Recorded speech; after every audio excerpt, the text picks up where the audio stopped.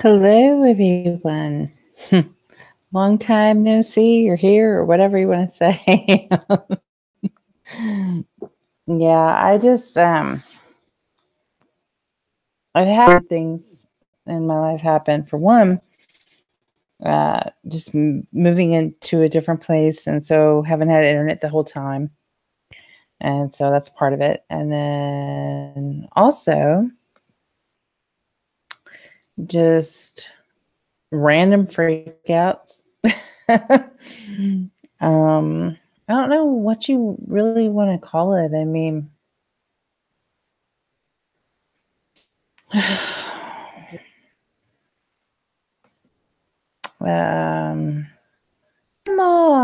Joanna. Hi, everybody. But anyways, yeah, just random freak. But also the main thing is I've been moving around and just haven't had like a consistent internet access and stuff like that. So, but also just, I don't know. Hi, QP. Okay, Preliminal says, I'm still struggling with inner conflict, perfectionism. That is something you. Well, yeah. Hi, Dominic. Oh my God, you guys. Hi, Pylon. Dark Wolf. Awesome, you guys. I'm so glad to hear from you. Shoot. And it's so weird because I had like so many like different like scientific things I wanted to present and stuff like that on my first broadcast. And I just kind of did this randomly, not thinking anybody would show up.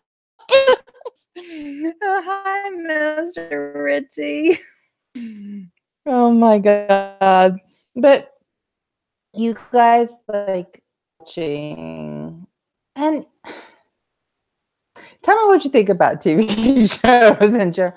But I just think it's weird because like I started watching Westworld.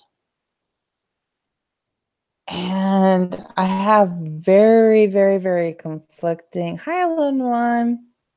Hi, Patrick. Oh my God, you guys! I cannot believe there's still so many people listening. That's so great. Oh, preliminal. Well, you can always talk to me. I mean, I need to maybe. I don't have a phone number right now, but you could do like a Google Hangout, maybe. But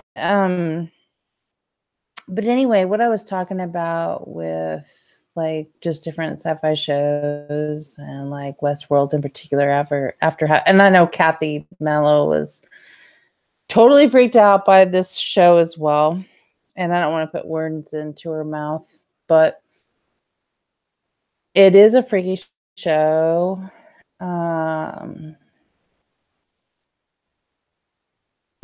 I don't know. You guys, it is so funny because I could say so many things and I want to. And I had all the scientific stuff that I wanted to back my stuff up with. And I've done like research and I've saved stuff.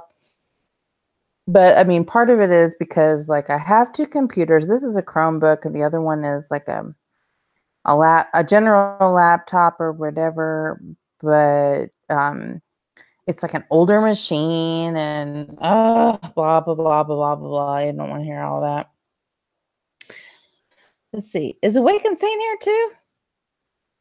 Cool. Hi, Awake and Sane. Yay. Good to hear from you.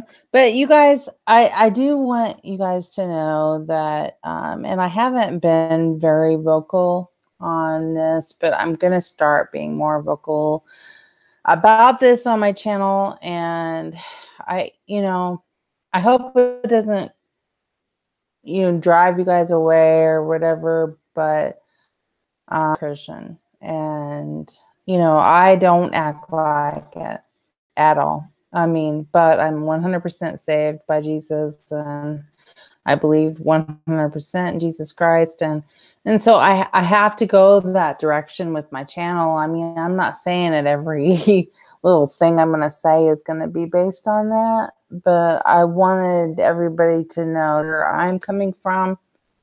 Because the thing is that, people say, well, if you believe in Jesus, you're exclusive and you're not, like promoting the love, quote unquote, of everything and all religions or whatever. And the thing is, I love everyone. Jesus loves everyone. But that doesn't necessarily mean everybody's right. And I can't tell you as an individual what is right for you. You have to seek that out for yourself. And I've seeked it out my whole life. And the thing is, when I was a kid, I didn't believe. Well, I did. I mean, I believed in everything, but I just thought I could do whatever I want. Well, the thing is that I believe I can do whatever I want, but I still do it.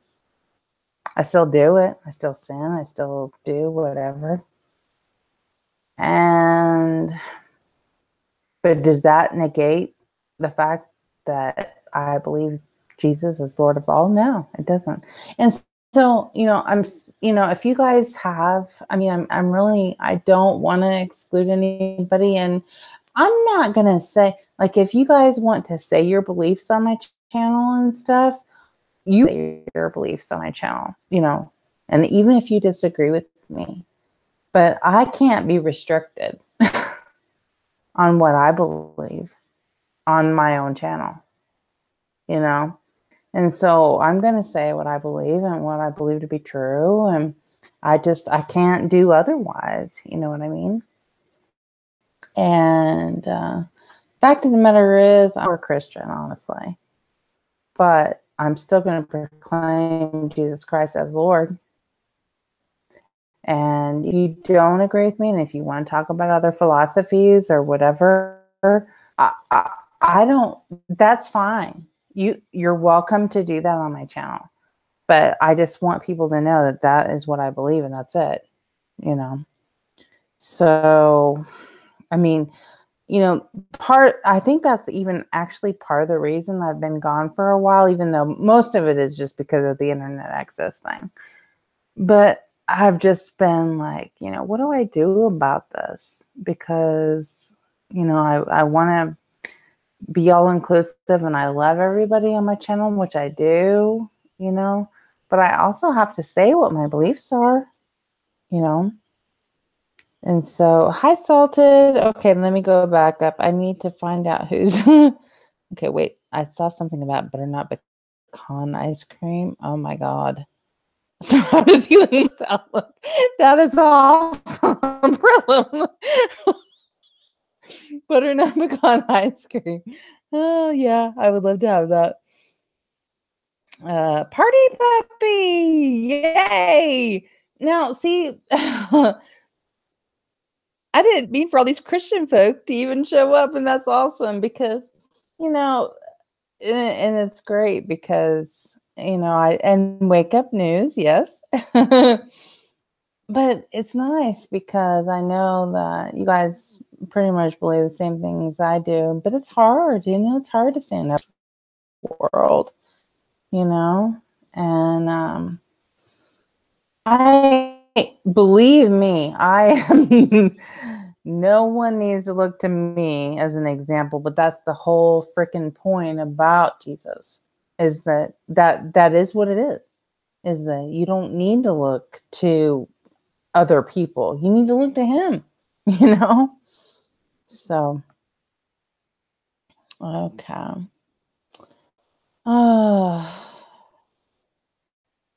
Yeah, so Wagon saying, yeah, I love your channel. And let's see.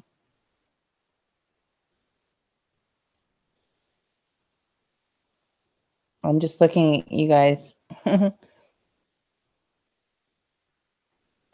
But, guys, I really love you all. I mean, and I don't mind you talking about anything else if you don't agree. It's not, I can't keep silent anymore about what I believe or anything like that. I just can't do it. I'm just, I believe in Jesus. I'm totally not a good example for what anybody should, follow in regards to Christ at all. But that's the whole point, is that we don't have to be with Jesus, Okay, so preliminal. I think we need to come as serve spiritual, futuristic Christian as a purpose for all the artists who are starving for a very far out, fantastic reality that's not offensive to God. Yeah, yep. I believe that too as well. Jason says, oh, shoot. Somehow it got pulled up. Let me just go back. Darn it. How did I miss? I'll do Control F and go to your first post. Thank God out of work. I feel like I missed my favorite Emmy live streams because I'm more. Well, I haven't been on in like a long time. Have not been on in a long time, and I'm I'm very happy to be on. And QP says, who's restricting? Nobody is restricting me. Nobody has said you can't say that. It's just sometimes like the feeling that I get or whatever. No one is saying I can't do this. And then also, like, I have like, some online friends that I don't agree with everything they say. I don't agree with everything they say about people that we love. I mean, I love a lot of channels. I mean, obviously, Emma and Scott and everybody on the ME24 and all that. And some of these other people might say sometimes bad stuff about them, and that sucks. And I don't want them to say bad stuff about them, but I don't know. This is a fine line I'm walking here. It's a fine line because, I mean, I just honestly, you guys, everybody, and it's not like it's a love fest, whatever, or that I'm trying to be wishy-washy or to be all things to all people. I'm not. I mean, otherwise, why would I preach Jesus on my channel? I mean, I'm honestly not. It's just that it's hard for me to not want to converse or talk with or whatever people who are ME affected, and also and now let me put that with an asterisk. There are a couple channels that I believe are not ME affected, but I'm not ever going to say what those channels are to anyone on my channel live. I am never going to say that, but I have my opinions, and there's actually, well, I was going to say two, but there's actually that maybe they are ME affected, but they have a totally different worldview. Totally. And it's either one or the other. Either they're non-ME affected or they are, but they just have a different worldview. I'm not sure. But so am I ever going to call out? No. I'm not going to do that on my channel. I'm not going to do that because I feel like it divides the community. I feel like it's unnecessary. But, do I personally, anybody and everything's okay? No, I don't. I actually don't. But I'm not going to be the one to, you have to, I mean, if you can't decide for yourself and see for yourself who these channels that may be misrepresenting or whatever. And it's definitely not Scott or MA. I love Scott and MA. I mean, that's not who I'm, don't ever think I'm talking about them. Because that's not you know, I mean, otherwise, why would I be on the ME24? No, I love Scott and Emma, and they are the people that saved me when I thought I was going crazy, you know. So it's other channels that I've always kind of had just a question. I mean, it's always been a lingering doubt in the back of my mind. But the thing is, I'm never going to say it, and I'm not going to right now.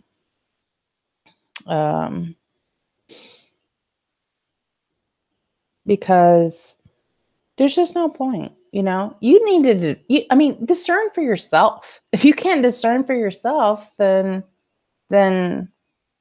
you know, look at yourself. Why can't you discern for yourself who some of these people might not be on the up and up or whatever, you know? So just discern for yourself is all I have to say about that. All right. So let me look at the chat again because I'm way behind now.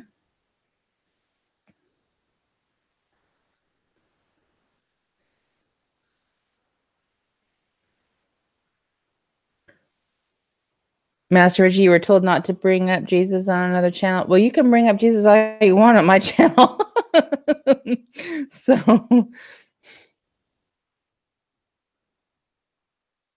yes, Party Puppy, same thing. Jesus kept me sane. He is my Lord and King. Yes, exactly.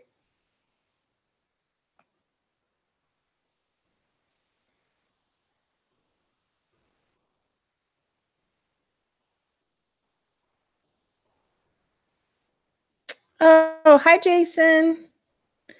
Jason is my weather aficionado, which Jason, I have not been keeping up with my weather indicators at all, which sucks because it works. But I haven't been keeping up with that at all.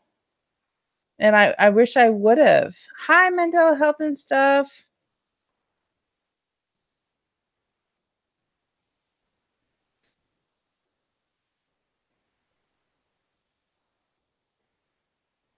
Party Puppy, you are a wonderful person. Oh my gosh, I've never heard bad about you. You're wonderful. I love you, Party Puppy.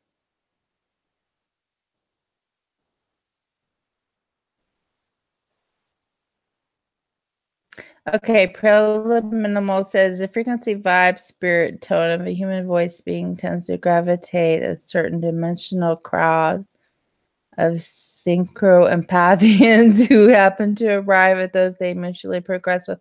Well, I actually think that's part of it too, as well, because I feel connected to all of you. I mean, I do. And hi, North Star. That's the first time I've seen you. Hello. Welcome.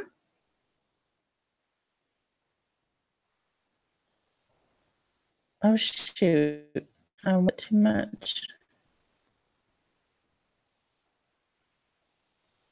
Darn it. Okay. I got back. Let's see.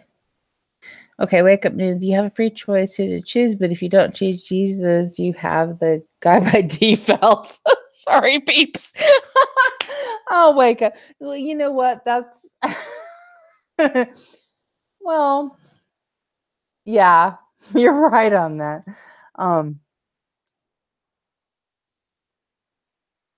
Oh man, do I want to get into this right now?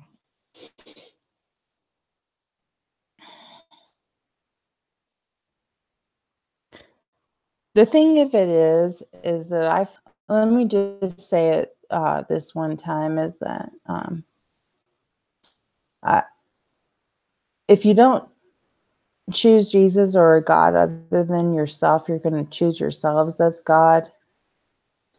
And that's what the Bible warns about.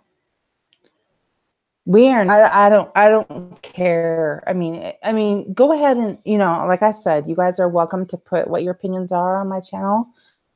I'm not going to ever ban anybody for putting their opinions if they're respectful, you know, at all, ever. But the thing of it is that that's not what I believe. I believe that there is a God higher than myself, and that I am not God, and I'm not going to be ever a God unless maybe he allows it in this afterlife, which that's not, talked about in scripture as far as I know. But what I'm saying is that it's very important to me that I want people to know that I don't believe that. I don't believe we're gods. I don't believe we're... Now, if you want to call it ascension or whatever, there's different terms or whatever. I'm not... What I am, this is what I will say. Jesus Christ is the Lord. I'm sorry. I mean, that's just what my beliefs are. And I mean, like I said, if you disagree, then I mean, I don't mind. I don't mind if you say what your beliefs are, as long as you're respectful, on my channel. I mean, I'm not going to ban you, and I don't want my moderators to ban you at all. But the thing is that that's what I believe in. I cannot, I don't want to fact anymore that I'm a believer in Jesus Christ, and that, it's very important to me. Very, very, very important to me. All right, let me see here. Danny.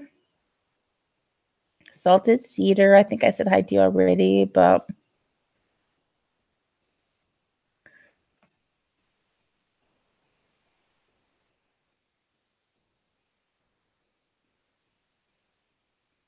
Okay, minimal. People that want to be politically accepted don't understand how to love and express imagination. They tend to be blocked by what others think. Conditional behavior is one of them. Well, I would agree. And the thing is that, I mean, like I said, I don't want anyone to feel like they can't express what their views are, but I also want to say this is my channel, so I'm obviously going to say what I believe, and I just feel like I can't not do that anymore. Let's see. Pipeline says, I have a hard time discerning, but I have inklings, and usually they pimp bashing channels that I don't have a problem with. Well, yeah. Well, see, and that's the whole thing, is that's why I'm never going to call out any channels by name, other than the ones I love. I mean, I love him, man. I love Scott. I love Corey,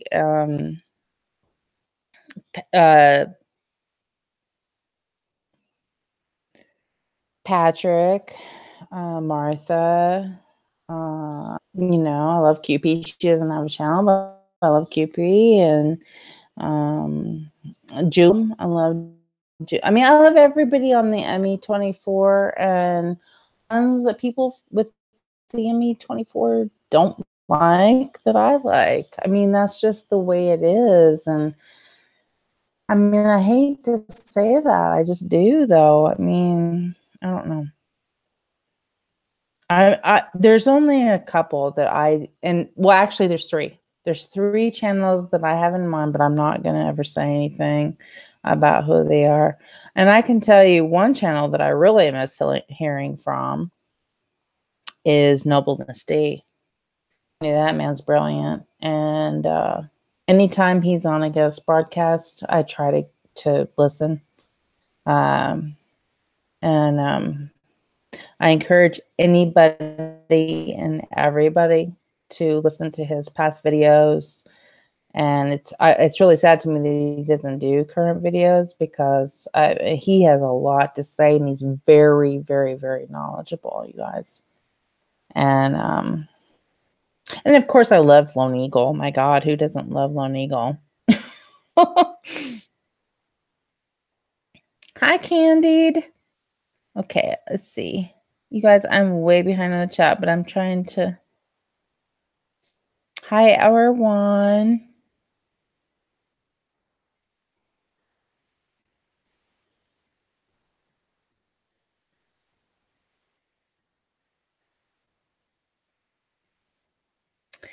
Okay, you guys, I'm sorry. I'm behind on the chat. Okay. Oh, I'm caught up all of a sudden. I must have.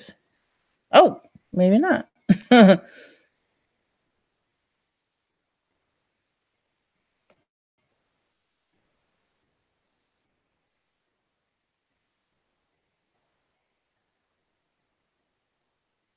Hi, Eric S. I'm sorry. I didn't see your name till just now. I don't know if you're still here, but welcome. I haven't seen you before, but welcome. Hi, Robert Wood.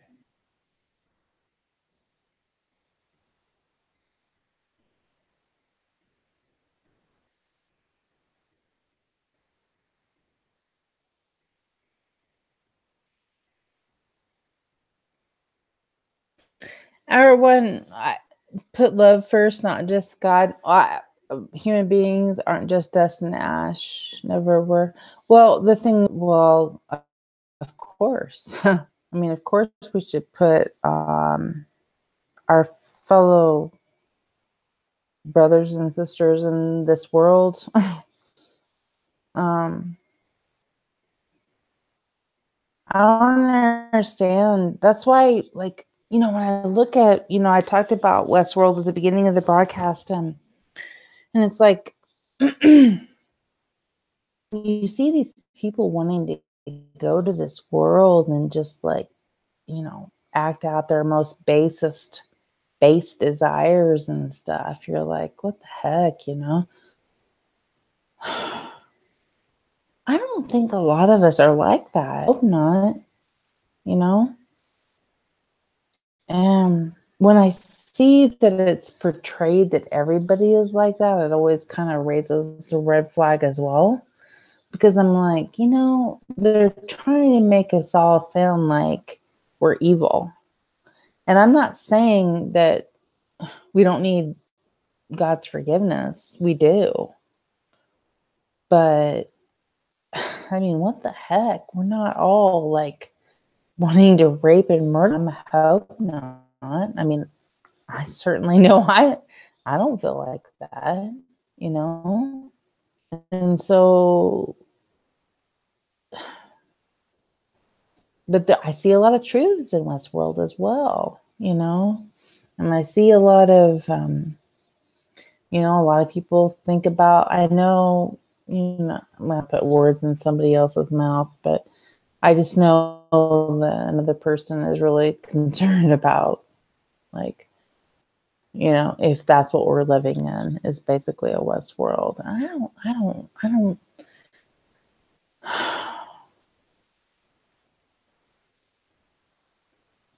What I think we're living in is, well, I have a lot of ideas, but I've never wanted to scare this channel. And so sometimes, like, if I talk about my ideas, sometimes I'll wait till like now where I've already been broadcasting a while. So like maybe the people that would be scared by what I would have to say might not hear it right away or whatever. First of all, God exists and he loves us. That's, to me, is like the number one truth out there. I would say the other things that I believe, but I don't know for sure, but I do know for sure that God exists and that he loves us. Oh, that 100%, 1,000%, 1,000,000%. There's no question in my mind that God loves us and that he is there for us in every way. And regardless of what this thing that we find ourselves in, whether it's a computer simulation, whether it's, just a Westworld type thing or whatever it is. I mean, God loves us. And that's really all I need to know, honestly. Now, do I weather crap? Of course. I think, and I was reading about this physicist today, Kip Thorne, He wrote a lot of the movie Interstellar, which is one of my favorite movies. And he's actually won the Nobel Prize in Physics. I mean, who have any of you heard of Kip Thorne before? You know, I'm going to do a video on it. Because, you know, people don't, you know, I probably won't even like, you know, he's probably like a godless scientist like all the rest or whatever. But I have a scientific background. I have an engineering degree, actually. And so, like, I am interested in all the scientific crap. And I'm sorry, you know, I mean, but like I said at the beginning of this broadcast, that doesn't negate me from thinking that, you know, God is real and that he loves us. I know God's real. I have no hesitation whatsoever in saying that God is real.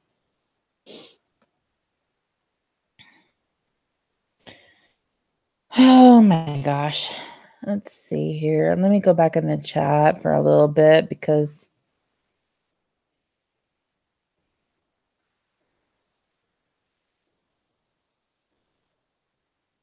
party puppy t-shirt. I didn't know there was a party puppy t-shirt, or I would have entered.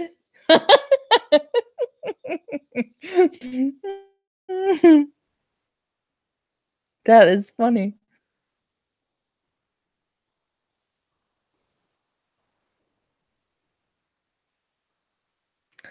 So, I think that guys, you guys. Okay, I had to hide a user just now that nobody on my wrenches saw. And I'm very, that's kind of crazy. I know Joanna Williams says wrenches and nobody blocks now. Hi, Lindsay. I hope you're a real person.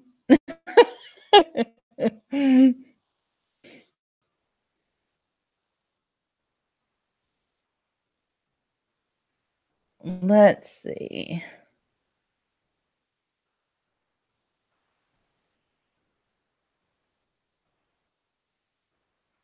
I'm looking at the chat, you guys. Sorry for the dead air. I had to block those guys. Where's my wrenches? Anyway, that's okay. I blocked him. Salted, I'm going to give you a wrench.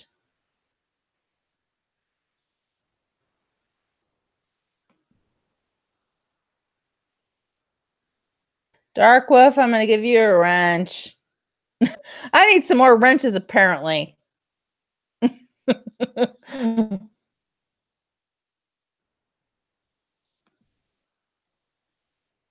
Well, anyway, you guys, does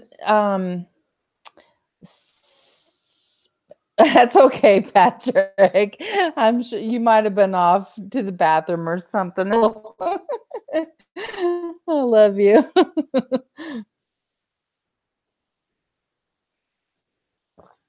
So anyway, you guys, you know, I'll be starting on my streams again. Sorry for the delay. I actually, I'll probably be able to be fairly consistent within the next 4 weeks or so. But then after that, I can't get, may even have to just like say I can't do it to see because I'm not really sure what's going on. But hi, Mike Miriam. Hope you're a real person. Not to, you know, suggest you're not, but we're always skeptical on these things. Oh, party puppy. Yes, well, no, I'll wrench you too. And you guys, like, if I don't wrench you, honestly, it's not because I don't like you or whatever. It's just like I can't wrench everybody. You know what I mean? And it was so funny because I mean forever to find out that oh, I know Awake and Sane. I know you're real. But anyways, it's like it took me forever to find out that a spanner was a wrench in the UK. I'm like, what do they keep going on about these spanners? You know?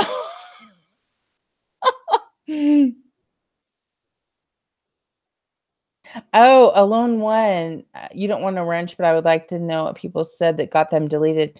Yeah, I will ask me sometime, like if somebody does, because honestly, a lot of times people will or by some of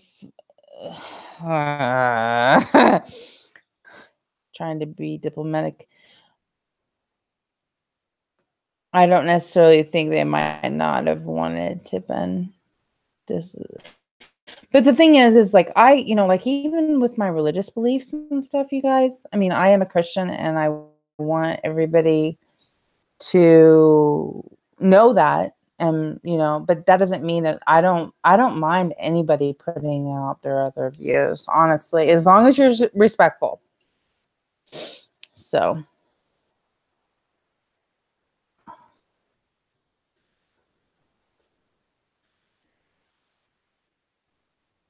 Seems less. It seems trolls are less frequent than 2016 or 15. Yeah. No, you can't ban party puppies, Salted.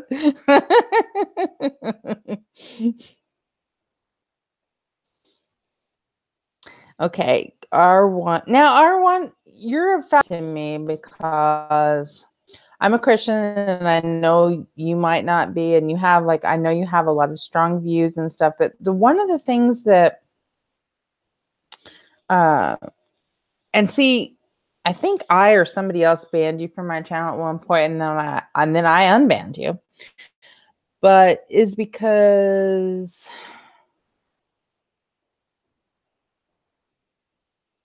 I don't mind your views at all. In fact, I find them very, very fascinating. I don't like it necessarily when you say stuff as a fact, because you probably will disagree with me on a lot of things that I might say about Jesus as a fact.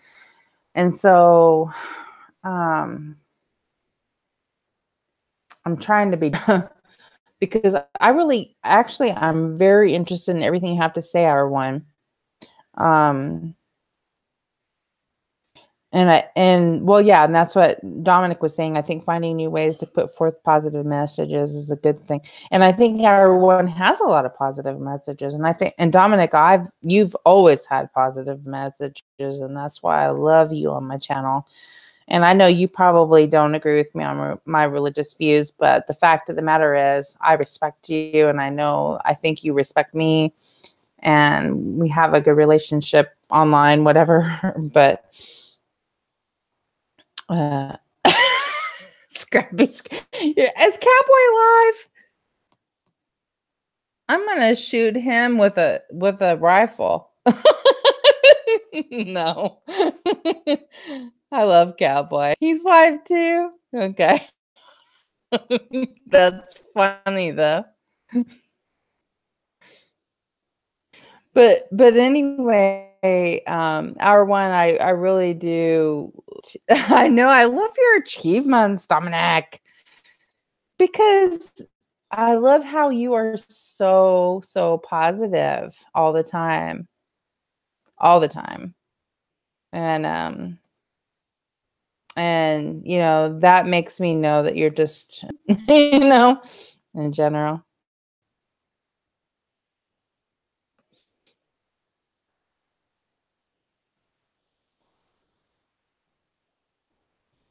Cowboy and Jason. Well, I love both those guys, but man, they had to go live when I'm live. That's not good. Well, still, I have 25 looking at least. Not that it's a competition. It's not. And in fact, I mean, I hadn't been on it in so long. I was like, I didn't even know if two,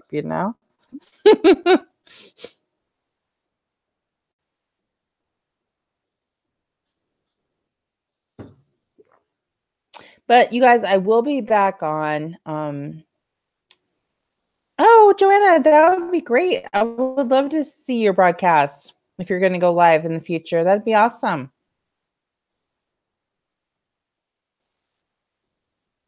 Oh, positivity is inspired by you and these folks. I like it too. Yeah, well, oh, Dominic is an AI. I don't think so, Master Richie.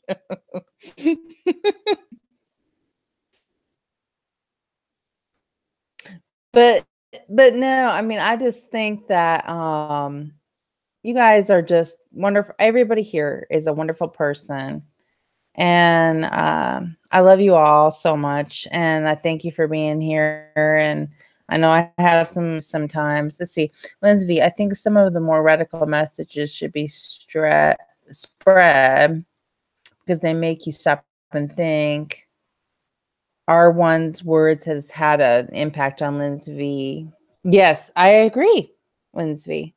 Because that's why, like, I don't know if it was me or somebody else that blocked our one, but I unblocked him because, like, even though I might not agree with everything, I definitely interested in everything that he or she.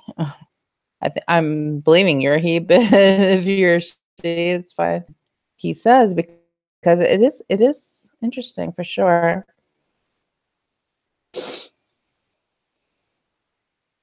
But you guys, I really, really love you all and stopping by. I'm not really sure. Now, okay, let me just talk about a few of the things that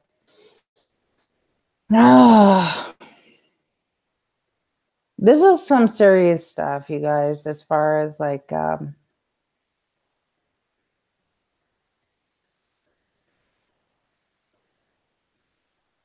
what if we're not real? What if we are a computer program? What if we are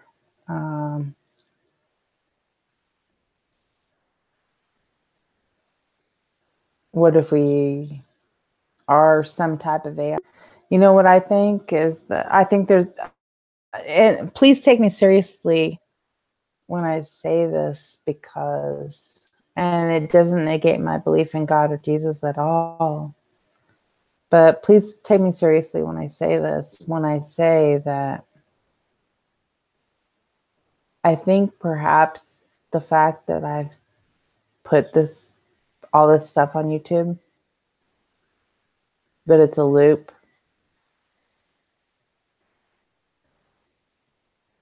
and somehow they've like recreated everything. I mean, you have to admit that that's probably possible, at least. I've thought that for the last couple of weeks, is that perhaps we're all AI and we just don't know it, you know?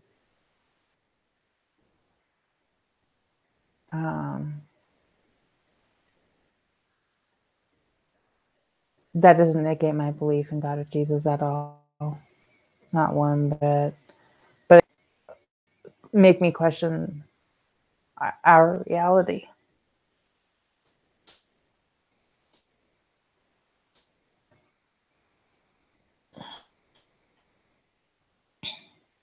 All right, let me see what people are saying about that in the chat. We are real, especially when we return to God. I know we're real. I think we're real no matter what the scenario is. We are real. Our reality is real to a certain extent. But, okay, what's wrong with talking about what actually matters? Love, heart. It goes together with faith and spirit, two halves of a whole, and like the pieces, and understand you aren't just servants but human. Well, see, that's what bothers me about what God or Jesus is, that they feel like we're slaves or servants or whatever. I don't feel that way at all towards God or Jesus. I feel like an unconditional love. I feel, and that's what I would want other people to feel, you know? And that's why no matter what the scenario is, I, you know, against my belief in God or Jesus ever. I mean, I feel an unconditional love, and I want other people to experience that as well if they haven't, you know. Okay, Master Richie says we may be in a simulation. Yeah, if we are a simulation, I'm pissed into why we have to have pain. Yeah, but you know, honestly,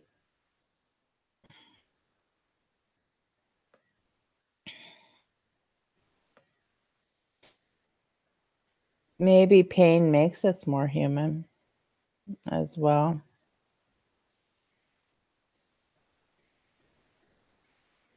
They wanted to recreate us, and there was one man that made all the glitches happen.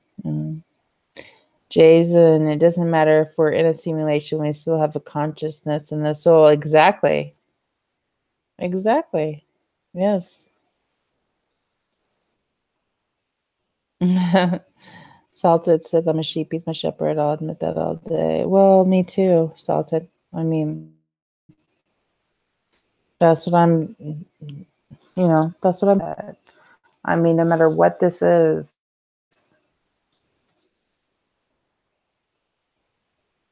you know, I feel love is, and I know for me, they're real, and nothing is ever gonna change that for me at all, ever. Okay, now hang on a second, Master Richie. You said your text says 2021, but I think you meant 2012. But the thing is, I started feeling effects in 1982. And I know there's a lot of people who started, Suso's one that started feeling effects in the 80s. And there's other people who started feeling effects in the 80s or the 90s. So that doesn't go along with the 2012 theory in my mind at all. You know, this has been happening for a long, long, long time. And, you know, what it is, I have no idea. Why it is, I have no idea. But these are and I've said this multiple times, but these are, and there's more than this because I'll probably forget some because I don't have my list in front of me. Okay. The first late night. Okay. Well, tell me what your first effects were. But my first effect, my very first effect was John Deere. Went from DER to DERE. I grew up in a farming family. We got a new tractor, a combine. I saw it come on the yard. I'm like, why did that change? This was 1982. Okay. I also saw Sally Fields, Christopher Reeves, Charles Schultz, Rolling, McDonald's. All those were in the 80s for me. All of them. Now, and there's probably others because I don't have my list in front of me. You know, I mean, don't I know those for sure just off the top of my head. And also, one of the reasons that I question and I'm curious about is that those changes happening around 1982, which is when I tried to commit suicide because a friend of mine tried to commit suicide. So what if I died?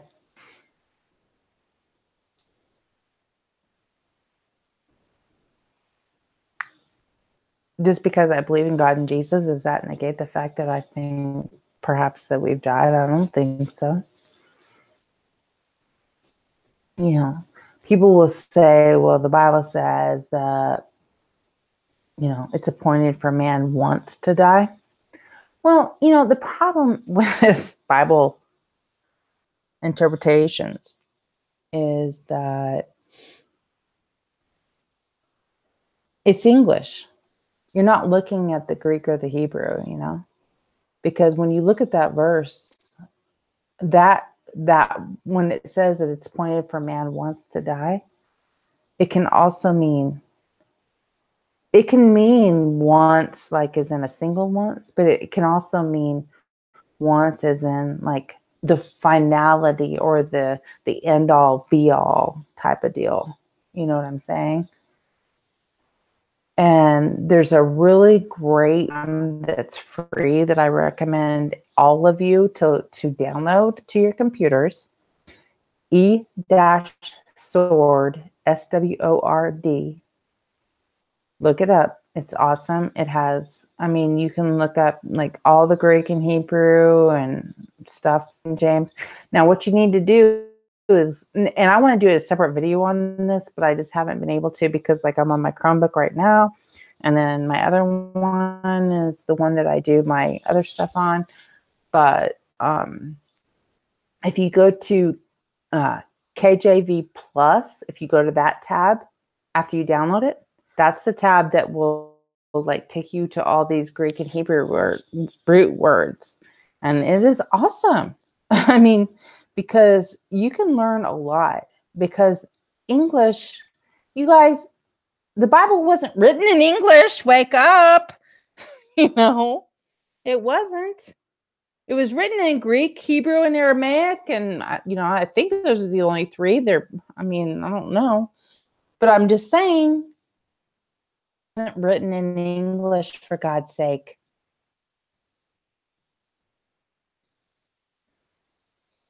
So, it's something to think about and to look into.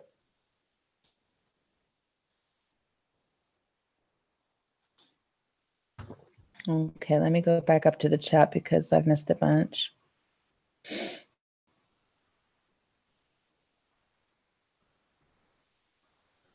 Dang. I've missed a bunch, you guys. Okay, I'm back up to some of it. Well, everyone, I think we are important. Yes. I think we're very important. Whether you believe in, the ascension thing or Jesus, I believe in Jesus. Okay. Now, whether people want to call it whatever, maybe it's the same thing but different, but I don't think so. But I'm not going to get into that right now. I just know that, let's see, throughout the development of video games, the thing we would always get excited about was the graphics. Well, the pain is real, Master Richie. That's the whole thing. And that's the whole deal about it, is that, and that's, I hate to reference a TV show in regards to this, but just because that I've been watching it, but the whole Westworld thing was saying that the pain was like a huge part of like their awakening and their consciousness and everything. And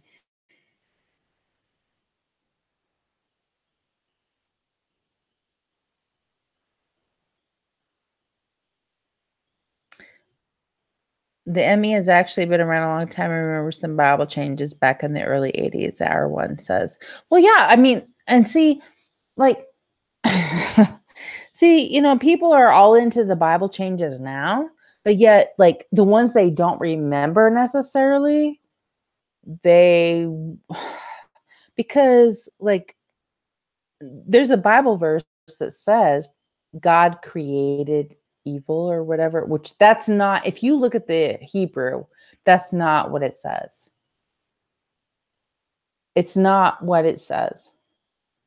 It says he created, or he allowed calamity. Now, the Bible does say that the Bible allows calamity. Did God create evil? No, I'm sorry. You guys, give me the scripture verses, give me the original Hebrew, whatever, and I will look it up. But and I know some Christians feel this way. My Bible that I remembered from when I first became a Christian said, God, in him there is no darkness at all. So if there is no darkness at all in God, which that is what I believe, he did not create evil. Yes, he created Lucifer, Satan, and so some people say that he created evil because of that. No. He created a being. He created Lucifer, he created Satan, he created us. Because we have free will and we choose to do wrong and go against his will, does that mean God created evil? No. It doesn't mean he created evil. It means he created beings who are capable of evil. That's that pisses me off when people say that. Or I know there's good Christian people that follow my channel and I follow theirs or whatever that say, if God didn't create evil, we wouldn't know what good it was. That's not, I don't believe that. God did not create evil in him, darkness at all. That's what the Bible says, and that's what I believe. And I don't think that verse has changed yet. Maybe it has. God did not create evil. He did not create evil. He created beings that were capable of free will, who in turn did evil, including ourselves. But does that mean God created evil? No. No. He created free will, a free will to choose.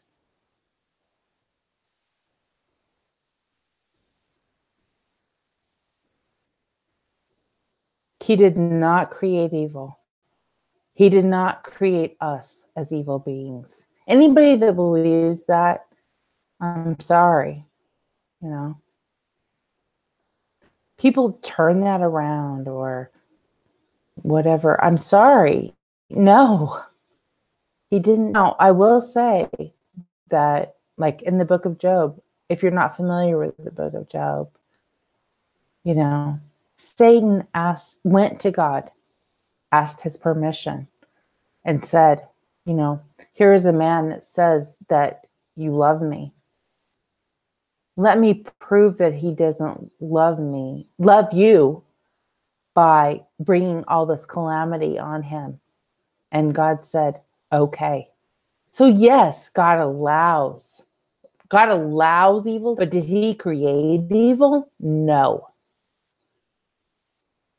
I will buck anybody who says that.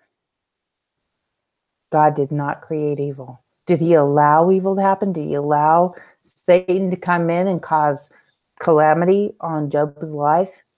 Yes, he did. Create it himself? Did he cause that evil to happen? No, he did not. And when it was all said and done, God knew that Job would stand firm, and Job cried out to God. He's like, what the heck? What have I done? What have I deserved this? And basically it's like Job didn't do anything to deserve it. He didn't do anything to deserve that evil. Nothing. God allowed it to happen. But yet at the same time, when Job stood the test and, even though he questioned God about all that stuff, he didn't deny God, and God gave him back tenfold, I believe the Bible says. I'll have to look it up, the verse. I don't have it in front of me. God gave Job back. I mean, he lost like his wives, his children, his belongings, everything. But God gave him back. Now, some will say, well, does that loss that he experienced? Well, no, it doesn't. If I lost a child and I got another one, does that mean that I'm not going to mourn the loss of that child? Of course it doesn't.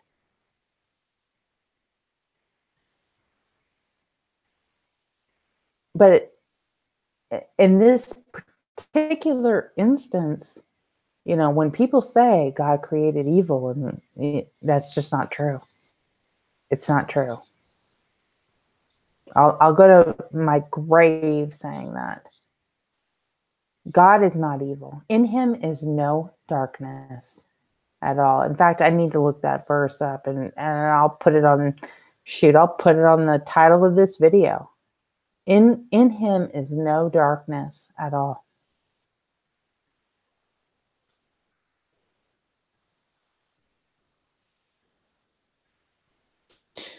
All right, I've been rambling. I need to go to the chat.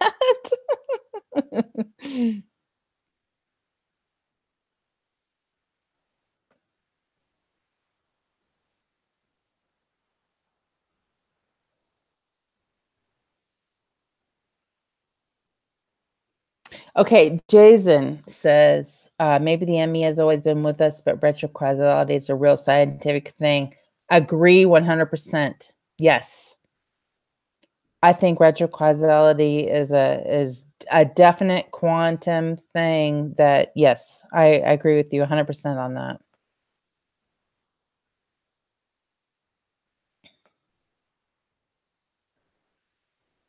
R1 says we've always been shifting it. Well, I think that's true.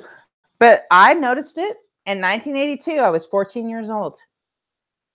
14 years old. All right, Lindsay V. Is that how we've been able to live so many lives? Damn it. Shoot. I cussed you guys. I'm not perfect. Damn it. Ugh. Hang on. I don't know that sometimes. All right. We could all be deader than doorknobs. I think we might be. That's funny. Texas, Danny.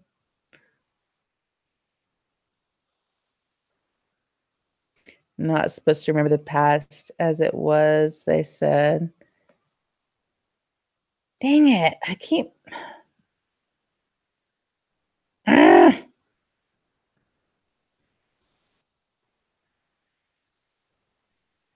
Okay, I've read many stories of people shifting realities during death.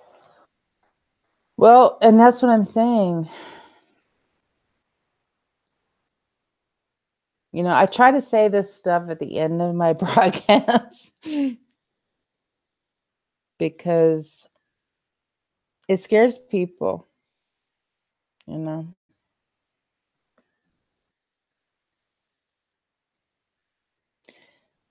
Okay, change is necessary, though otherwise we stagnate, warn, die because we weren't supposed to go out like we did.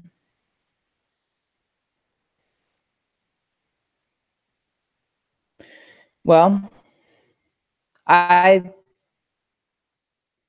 not going to disagree with that at all. I think there are loops. That doesn't make me disbelieve in God or Jesus. I mean, I'm not saying that you're trying to make me think that. I'm just saying that, in general.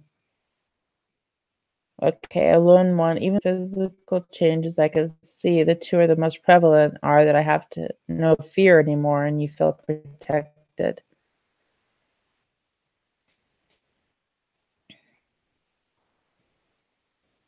Yes. Honestly, I think some people feel like when we're shifting that God is protecting us, like he's moving us to different realities to protect us from the people who would harm us. So that's one thought and one theory that some people have.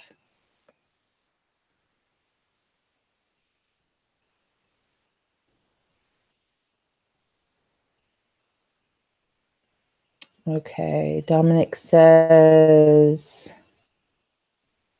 I see quantum immortality as a real possibility in experiencing. Fits all the main theoretical stories. Yes, exactly. Well, it does. And that's 100%, you guys. Yes.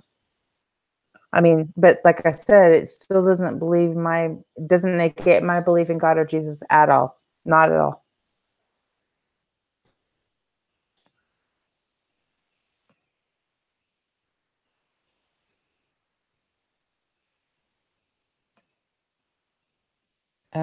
Hebrew was Old Testament, Greek was New Testament. That's what I was taught. Yeah. Yeah, it was Party Puppy. And then Aramaic is part of Greek, or part of the Old and the New as well. Master Ritchie says that scientists said to hold on to our memories and that the flip-flopping should be fixed by 2020. Yeah, that's interesting. If you guys don't know Naughty Beaver's channel, I know that sounds like a weird name, but it's a prophecy channel, and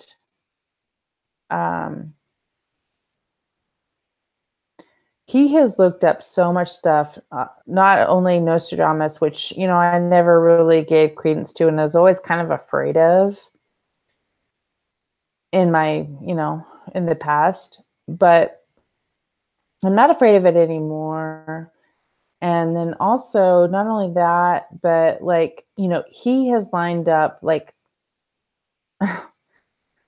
real constellation type crap with like the Bible, you know, like stuff that happened in September of 2017 and also stuff that's going to happen in March of 2021 with exactly what the Bible says. I mean, exactly, you guys. You need to look up his channel and if you haven't already, it's, I mean, I wouldn't necessarily give any credence to it other than the fact that these Bible prophecies line up exactly with September of 2017 and March of 2021. I mean, they line up exactly, and that's a 3.5 years of what the Bible speaks of, you guys. Exactly. Please just do your own research. I mean, I don't see, this is why, like, a lot of times I don't even want to talk about all this crap because it just seems so out there and so wild and so crazy, you know? It's just, sometimes it's just so wild and so crazy, but it's just like, you know, you almost have to look at it. You almost have to look at it. All right, I'm looking back at the chat, and I know I'm way behind. I didn't say hi to you. Glad to see you here.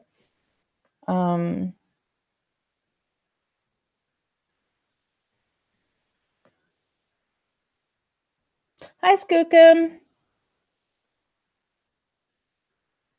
Let's see. You guys, I'm scrolling down quite a bit here now.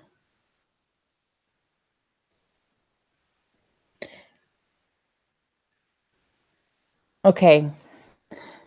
R1. See, like R1, I'm always interested in what you have to say. I don't always agree with it, but I'm always, okay, so I'm going to read, see, the Emmy explains some ancient mysteries as well. It's a time-space anomaly. Past, present, and future are mixed up. I've seen many of these live chats repeat themselves. Our realities overlapped. Well, I don't disagree with you on that point at all. I don't think there is anything as time. So So, I mean, I'm a Christian, like I said, I believe in God and Jesus, but I also am a scientist. It's at some level. I mean, I have an engineering degree. I didn't use it very much, but I have like a basic, you know, I have some basic knowledge of things. I remember there's this girl in college that I was friends with, and, I was into, you know, it was an all engineering school. There wasn't that many girls. But anyway, I was into engineering. And in fact, you guys, you will not even freaking believe what I'm about to tell you. Well, first, let me tell you this one part, and then I'll tell you the rest. But anyway, she was like, into physics, and I liked physics fine, But I'm like, well, why do you want to do physics instead of engineering? And she's like, because I want to know how the world works. And I didn't get it at all at that time because I was so practically oriented versus the way I am now. See, now I would totally get that statement, and now I would be totally into physics and would probably go that direction. But anyway, getting back to what I was going to tell you, I remember when CERN was loading up, and there was this talk. Because, see, my degree is in materials science and metallurgical engineering. And there was this talk of this collider in Switzerland that was, there's all these ceramic engineers going to be needed for it and shit and stuff like that. And I was all into it and wanting to do that. And, it didn't happen. I went a different direction. And so I need to make a video of this and all the weird directions that my life has led to, where the fact that I didn't do things that would have led me into like a deeper rabbit hole, like the whole CERN thing. And then also, and I wanted to stay there and study metallurgical stuff.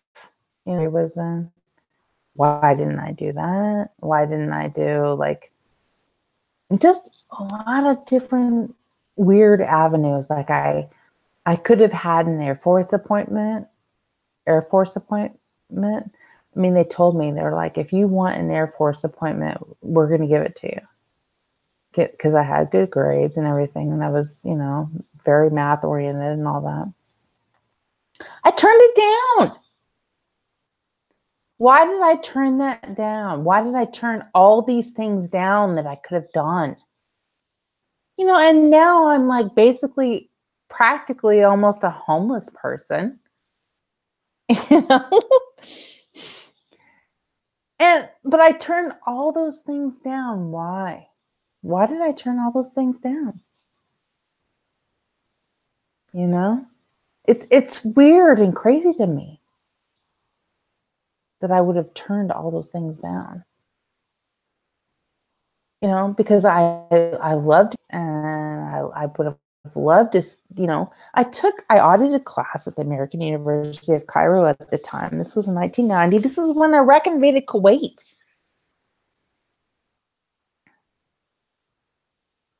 I wanted to stay there. I mean, I took ceramic engineering classes specifically so I could go to CERN. And I ended up not doing it. I had an offer for an appointment to the Air Force Academy in Colorado Springs. I mean, I'm from Colorado, and I turned it down. Why? There's a reason why I wasn't allowed to do any of those things.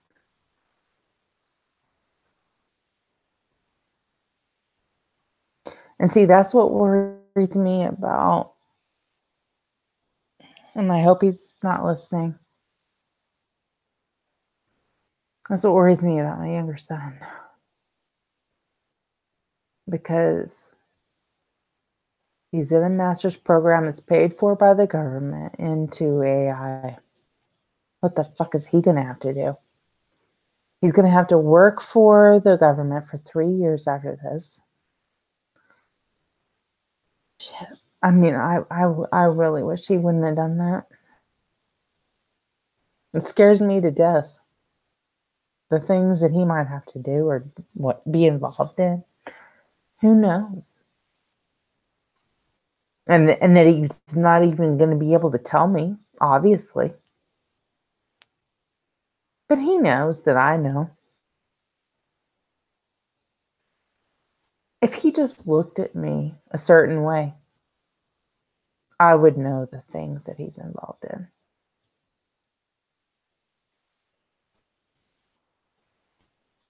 I don't know. It's crazy.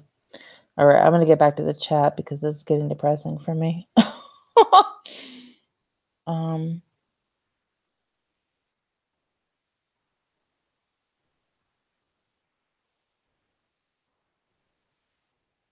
Exactly, K Smalls. He created doesn't mean that he created evil.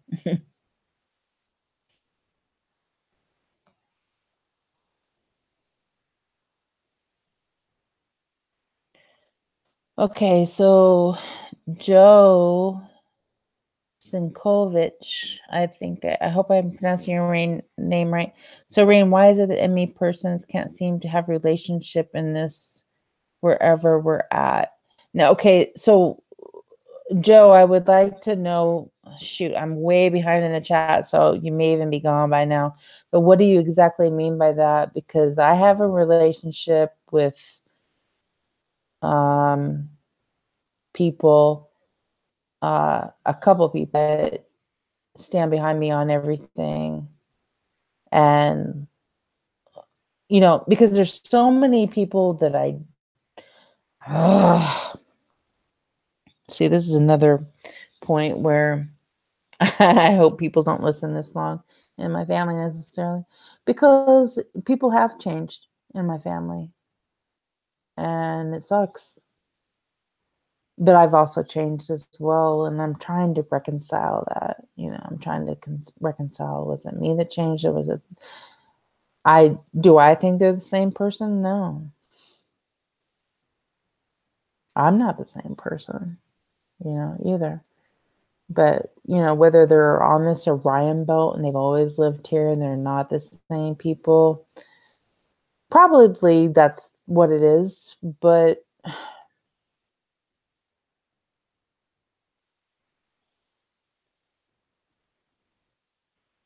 it's hard to say that or think that, you know. I don't know. Okay, Lindsay, someone asked if I believe. I said yes, because I'm evolving. What if it wasn't the way they say it was? What if God changing everything could also explain quantum immortality?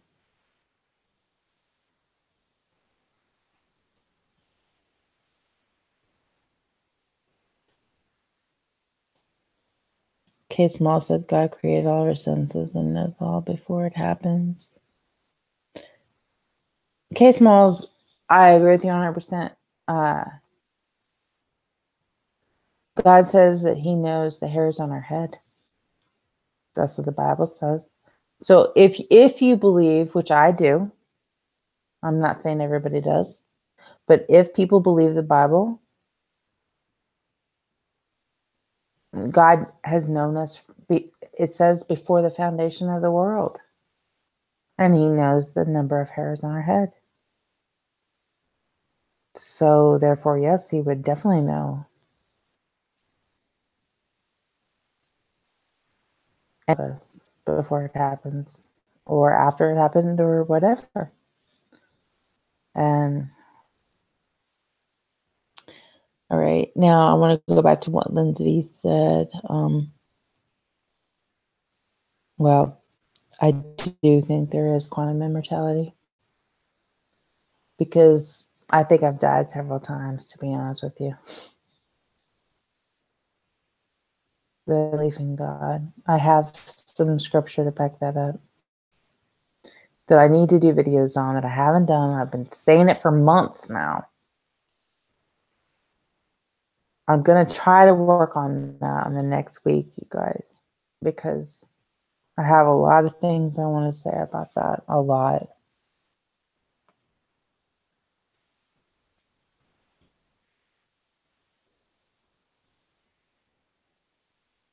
Hi, JW. I love you. You know that. I think Dominic says, I think the capacity for good and evil as well as multiverse must exist to allow for free will.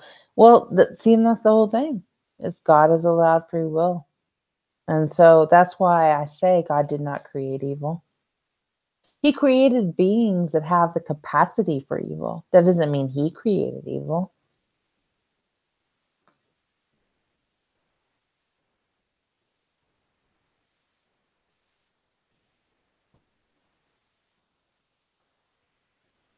Hi, Goddess.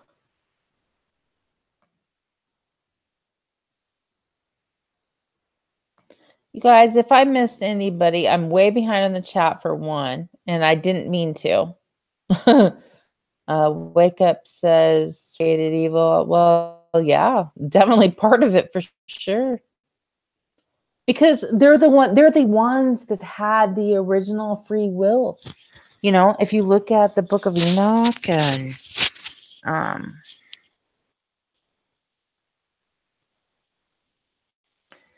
what I don't understand, and what I kind of would like to understand, is why for some reason God is so unwilling to forgive them, but he's willing to forgive us. And I'm not sure what that would be, you know. I'm interested in that.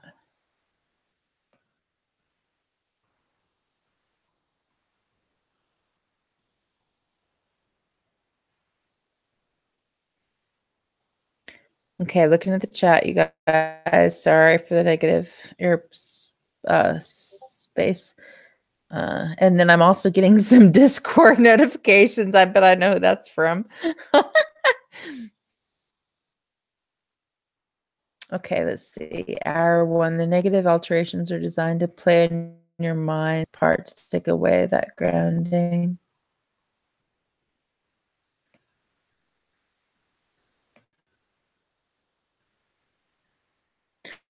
Yeah.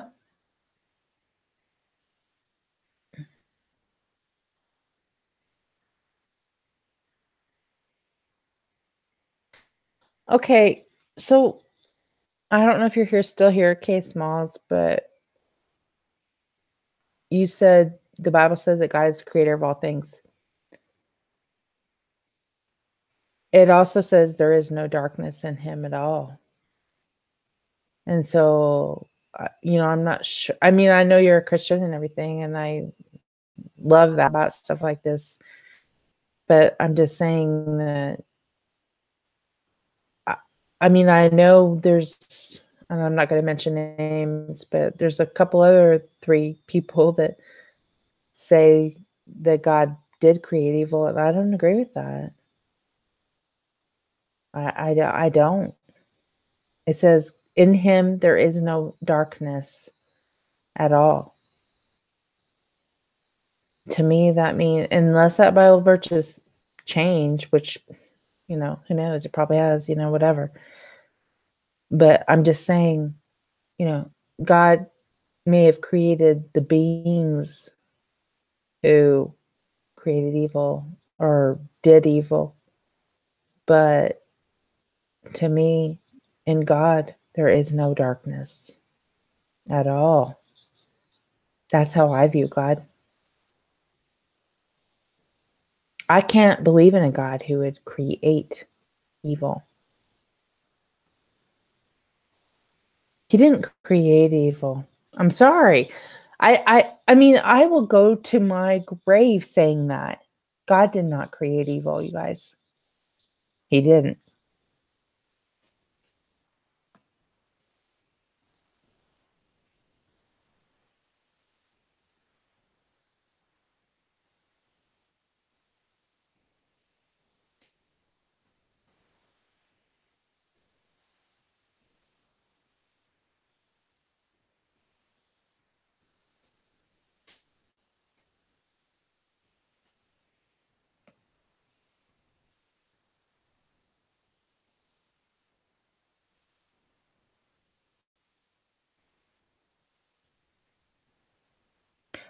Just looking at the chat, you guys. I'm sorry. There's dead air space. Just trying to get caught up.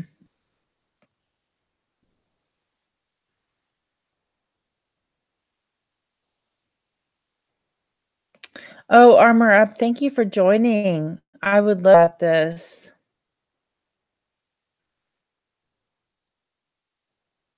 Oh, thank you, NoblenessDee. You know, I really respect your opinion on everything as far as like especially the physics stuff and all that. And I always enjoy it when you're on somebody's stuff to listen to you and stuff like that.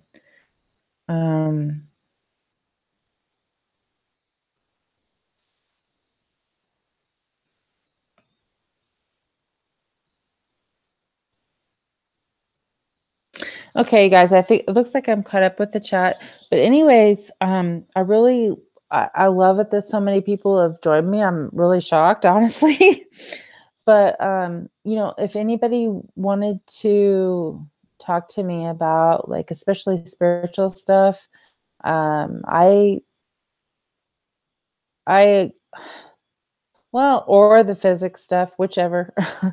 I mean, I'm gonna ask Nobleness at some point to come on with me. I don't know if he'll join me at some point, but let's see. DJ, I love you.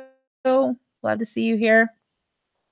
But Armor Up, I respect you in your Christian opinion, and because you know I want to turn my channel more into.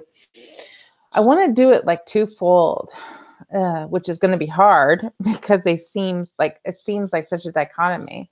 You know, I want it to be like Christian focused, but at the same like scientifically focused.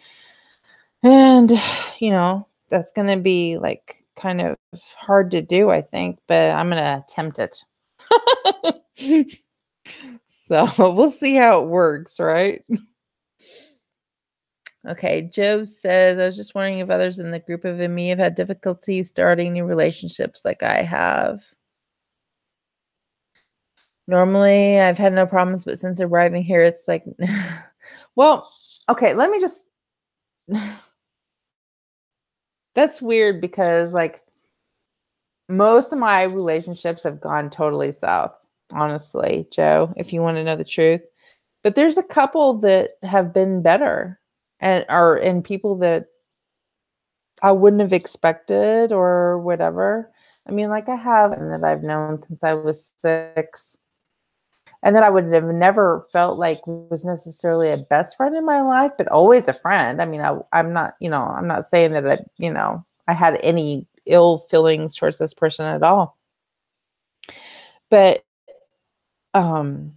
strange because it's like that relationship has gotten a lot stronger. Okay, Armor Up says I would be happy to join you now.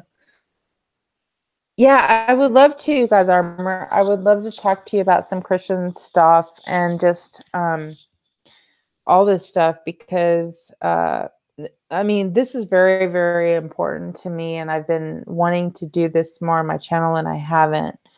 And so I would love to do that, Armor Up. That sounds awesome.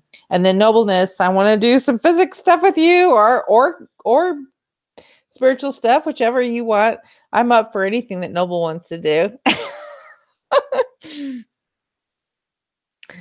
But you haven't been in a relationship in over 7 years, Pylon? Oh goodness. Yeah, like I said, I have, it's like the people that I thought were the closest to me aren't anymore. And the people that I, kind of didn't really pay attention to, not because of their fault or anything. It wasn't anything they did or I did, but it's like really important in my life, a couple of them. And so, it is strange. Well, JW, you're the only one I've talked to personally. I mean, come on now. You can't get jealous when you're the only one that I've talked to personally. That's so funny.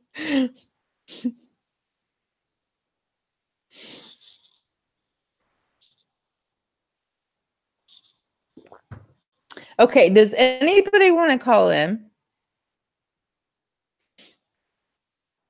Because I can give you an email invite. Because shoot, I was going to close it down, but there's 35 people on. If anybody wants to call in, let me know and I'll give you but I don't want to put it in the chat because then you can get some weirdos.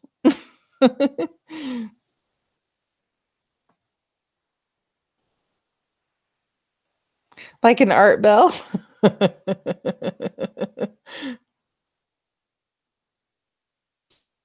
JW, I love talking to you too. You're awesome.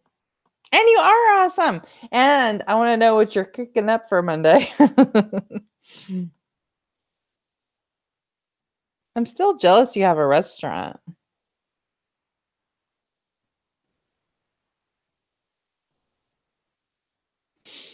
Okay, I am going to give, let's see. Dominic says I'd love to sit with him and figure out how to call in since invitation. Well, yeah, Dominic, all I have to do is, do you have Google Hangouts?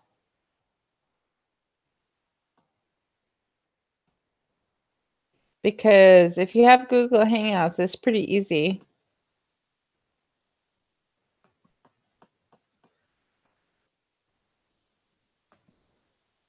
Okay, I'm going to send, I'm going to send you oh, dang it. I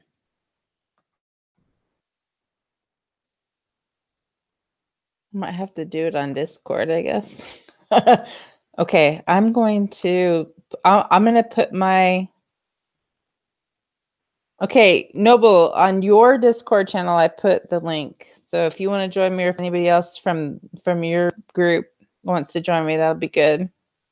Because I was going to close it down, but there's like 35 people listening. So maybe people are still interested. I have no idea why. I didn't think I was that interesting. Let's see. Now, how do I get back to where I was, though?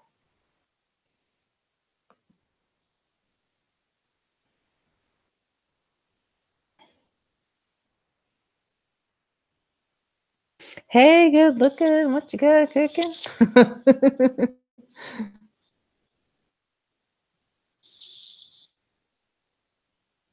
Okay, Dominic says, I've never used any of those programs and my tech is maybe not really. I'll chat you up later. That's cool, Dom. I would love to do that. Oh, someone's going to join me. Who's that? I made it. Oh, awesome. Noble, I love you. Let's see. Hang on. Thank you. Let me. Okay, so I want to know all about, because we've talked about this in the past a little bit. Oh. I want to know all about your thoughts on singularity and CERN, D-Wave, if they're involved, and why would I experience effects in 1982 if they're not involved, which I think they are, but not necessarily like from the ground level or whatever. I mean, I just want to know what your thoughts are on all that. Wow, that's a lot. Well, I can tell you some stuff I learned about the collider in CERN. Um, they're colliding particles. They're not colliding. One second here. I think I'm getting feedback. That's all right. Yeah, they're not colliding antimatter. They're colliding protons from. Yeah. Let me think here. I'm kind of half asleep. Ionizing hydrogen, they get protons and they collide them, and they're actually in Well, and bundle like. they did some other elements as well, which I saw that online, that they've been doing other elementals as well. And I can't remember exactly what it is right now, but that's intriguing to me because they did like was it lithium? I don't Lead. know. It was I think something like once that. a year apparently they use lead or something. Mm-hmm. But But what's anyway, I'm interesting, sorry. Go ahead. I want to interrupt. yeah, what's interesting, what really seems to be the case, because they say it over and over and over, is that they're creating part of the whole story is the Higgs particle and the Higgs boson, I should say, because there's a different Higgs as well that they already knew about. But the Higgs boson and the Higgs field. And if they found one, then it kind of proved the other. So they find the particle and it proves the field, which they did. They found it a long time ago, or a while back now. So the Higgs field is essentially like the ether. It's the fabric of reality. So the concept of a vacuum pretty much doesn't exist, at least not in the same way that it previously did. And the Higgs particle it's really weird, and when you start watching their lectures, it starts to become obvious that they're not finding it in other particles, they're creating it, literally. Like they keep saying it over and over too, that they're making it, because they're making it, and it's larger than all the other quantum particles, it's heavier than all the other quantum particles. um, which is makes you wonder, why is this so hard to find? It's really, really hard to find. It's hard to find because it doesn't last very long. It only lasts for a split moment, and then like so fast. Like they take pictures of the electromagnetic field in the big sensors, like there's Atlas or Alice, and I think an Atlas or an Alice, I don't know, but there's 4 There's locations on the yeah, collider. there's At, there's Atlas, Alice, and CMS and Right, LHCb. there you go. You're doing good. um, Yeah, so which really they're looking for activity in a given a created electromagnetic field. So they see these particles indirectly. Everything's done indirectly, of course, right? And they're taking pictures in these electromagnetic fields. So the problem is that you can only take a picture so fast, or so many pictures per second, right? Or actually per millisecond. I don't know. I don't remember how many that they could take. But if they get lucky, they can take a picture of, excuse me, they can take a picture of the Higgs particle interacting with the electromagnetic field if they're lucky. Like that's how short of a moment that it exists for. But what else they tell? So realistically, we don't know how many Higgs particles they're creating, right? They have a hard time getting them. I think they were managing to snap a picture like 1 or 2 every millisecond or something. But basically, compared to the thousands and thousands of the particles in the picture, it's not much. But realistically, they don't know. We don't know how many are they really creating, because they don't last almost any time at all. But what happens, which they admit to when they say, excuse me, is the Higgs particle that is very big and very heavy, it decays down to all the other quantum particles. And in the process, it also affects all kinds of particles around it. So it's just really weird, like what's determining what particles it turns into, and what's determining how it affects other particles, and how many of these damn things are you really making? Because when you start, there's so many collisions per second, or per millisecond, right? Like, and then they're running this thing for a lot of minutes or hours on end. Like, what are you doing? Like, what the hell's going on, right? with a little bit of, I don't know. If you look into it and you get a little conspiratorial about it, it's like, what the hell are you doing, right? Like, it doesn't make sense in a way, or it's a little iffy when basically they're creating matter, and or at the very least manipulating matter. So, you know, they destroy matter, it becomes different matter, and then that decays down to other matter and affecting other matter. They're messing with matter, like, clearly, and not just shit apart.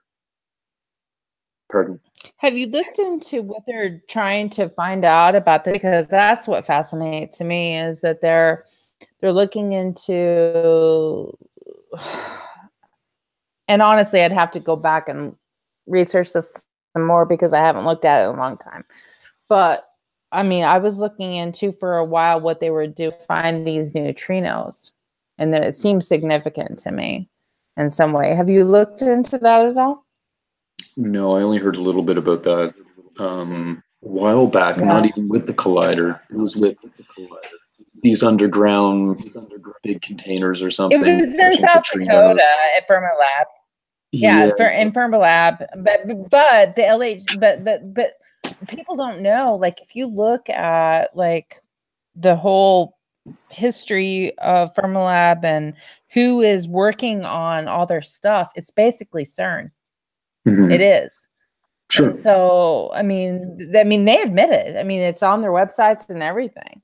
Yeah. But I mean, it's like there's something to do with neutrinos and finding antimatter and all this stuff. And the you know, antimatter. I just didn't know if you'd gone down that.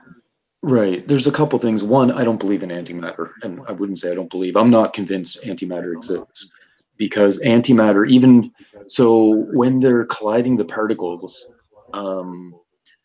what they're doing, they're taking these pictures, right?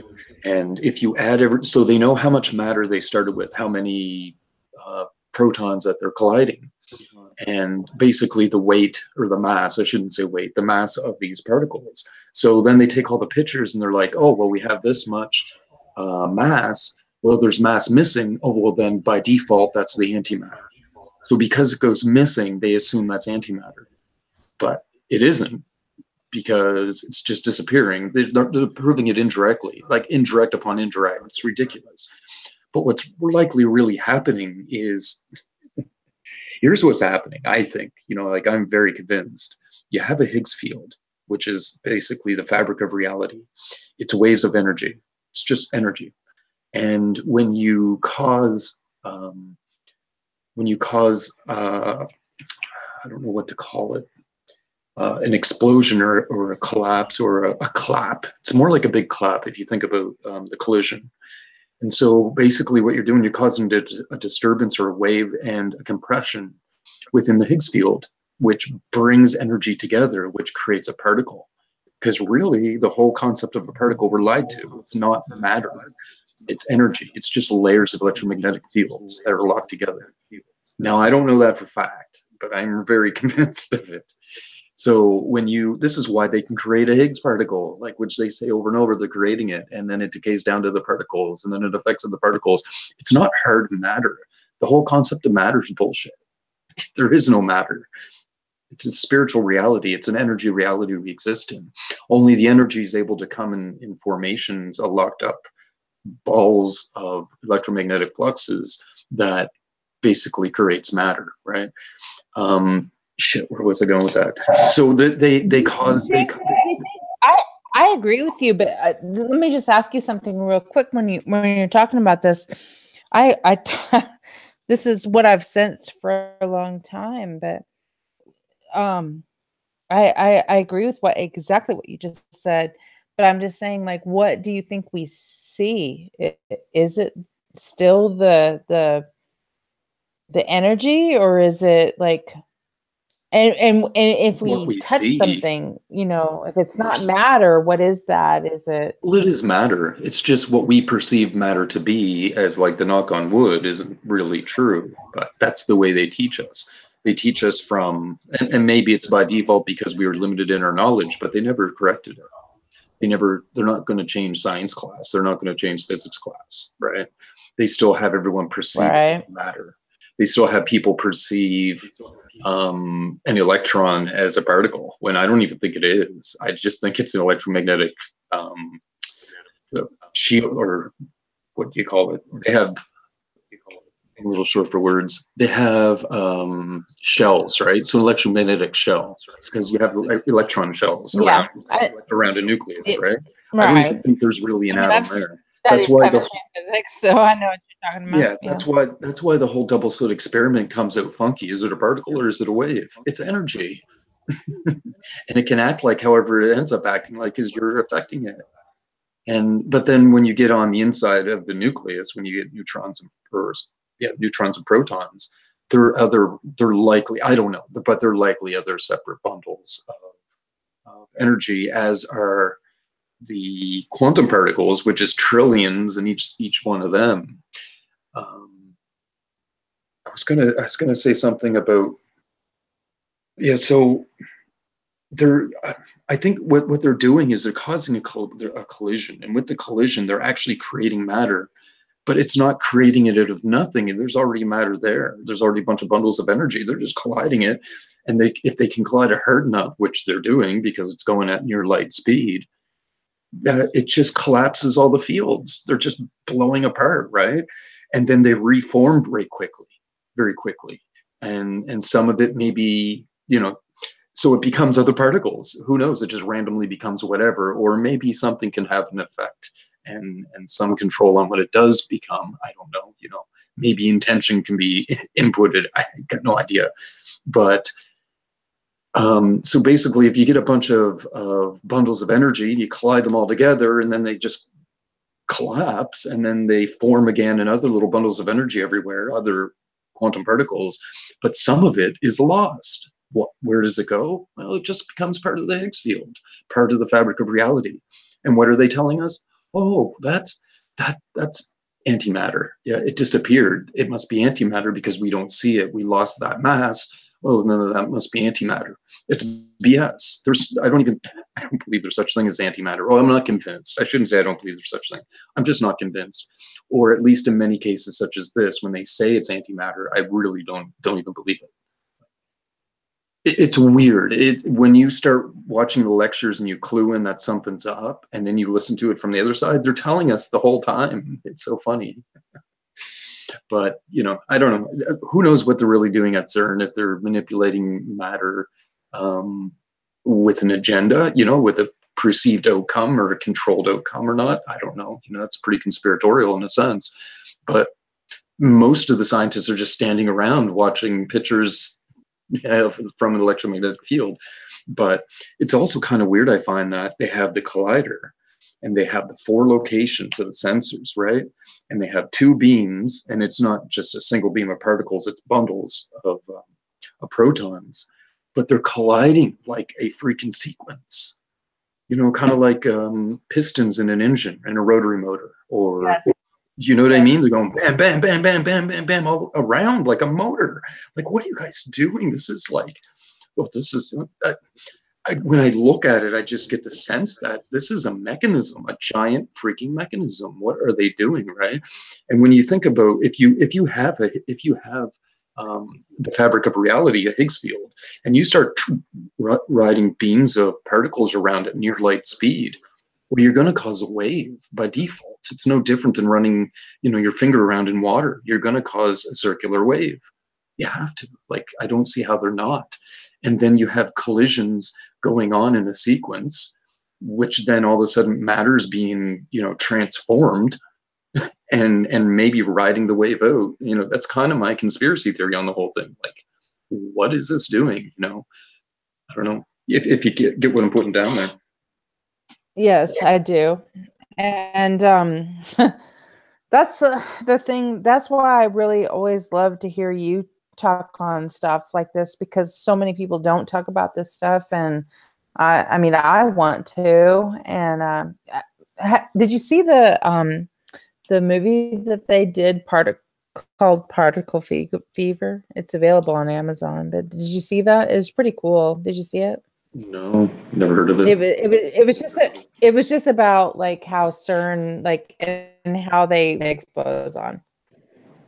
But anyway, it's a really cool And you know, because I was so set to hate CERN, you know, and so set to hate, like, and thinking that like they were causing all this stuff and they were evil and all this. But as like a, you know, somebody with a scientific background, I was just like kind of fascinated with it as well. You know, I was just like, holy crap, you know, this is pretty interesting stuff, you know, and it's just like, you know, I don't know. I mean, do you follow like the Vice Star beams when they're actually doing stuff with the LHC? Well, I mean, and you can even see stuff even if it's not the LHC, you can see it on the other stuff too. But do you ever follow that and as well with the Schumann? Do you think there's well, I call it Schumann because that's how the Germans would pronounce it because I'm half German, or you know. But anyways, do you feel like there's like any kind of correlation with any of that stuff at all? I mean, do you follow the Schumann resonance at all, or do you feel like that's any particular part of anything? I think it may be affected and somewhat indirectly. So the Schumann resonance is a fluctuation of the electromagnetic field around the surface of the planet or on the surface of the Earth. Right. It's like the measurement of the lightning strikes and all that. I mean, a lot of people don't even know what it is. Right, right. Yeah, I know. Like a lot within whatever YouTube world, people think that it's some energy that comes from within the Earth or something. It's not.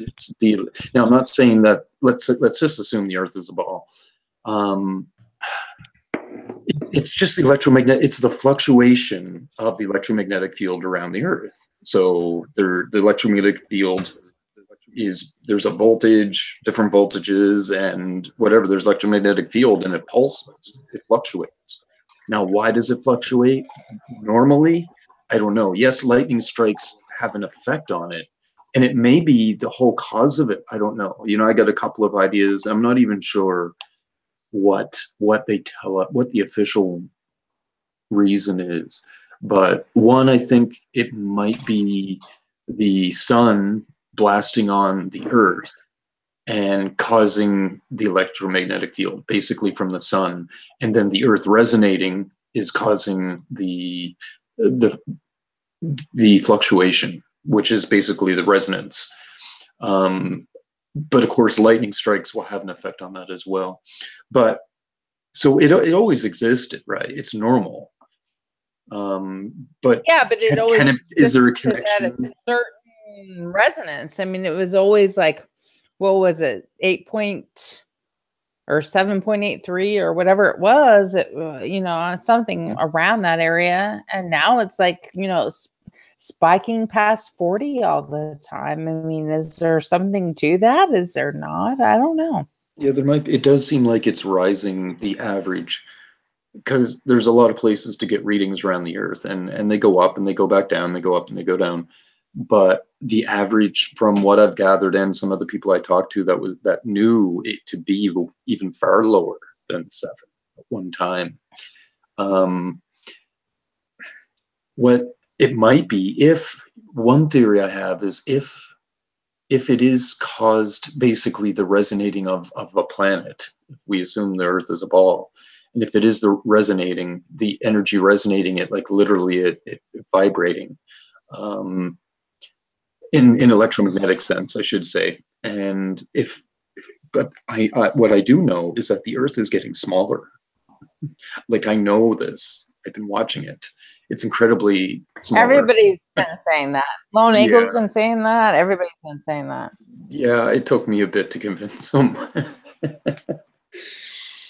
It's you guys need to get together more often, you know. Everybody would like flock to. I mean they both now tell me, wait, but let me just take an aside. How come you haven't been doing any videos? Who, me? I don't know. I get tired of it. I don't know.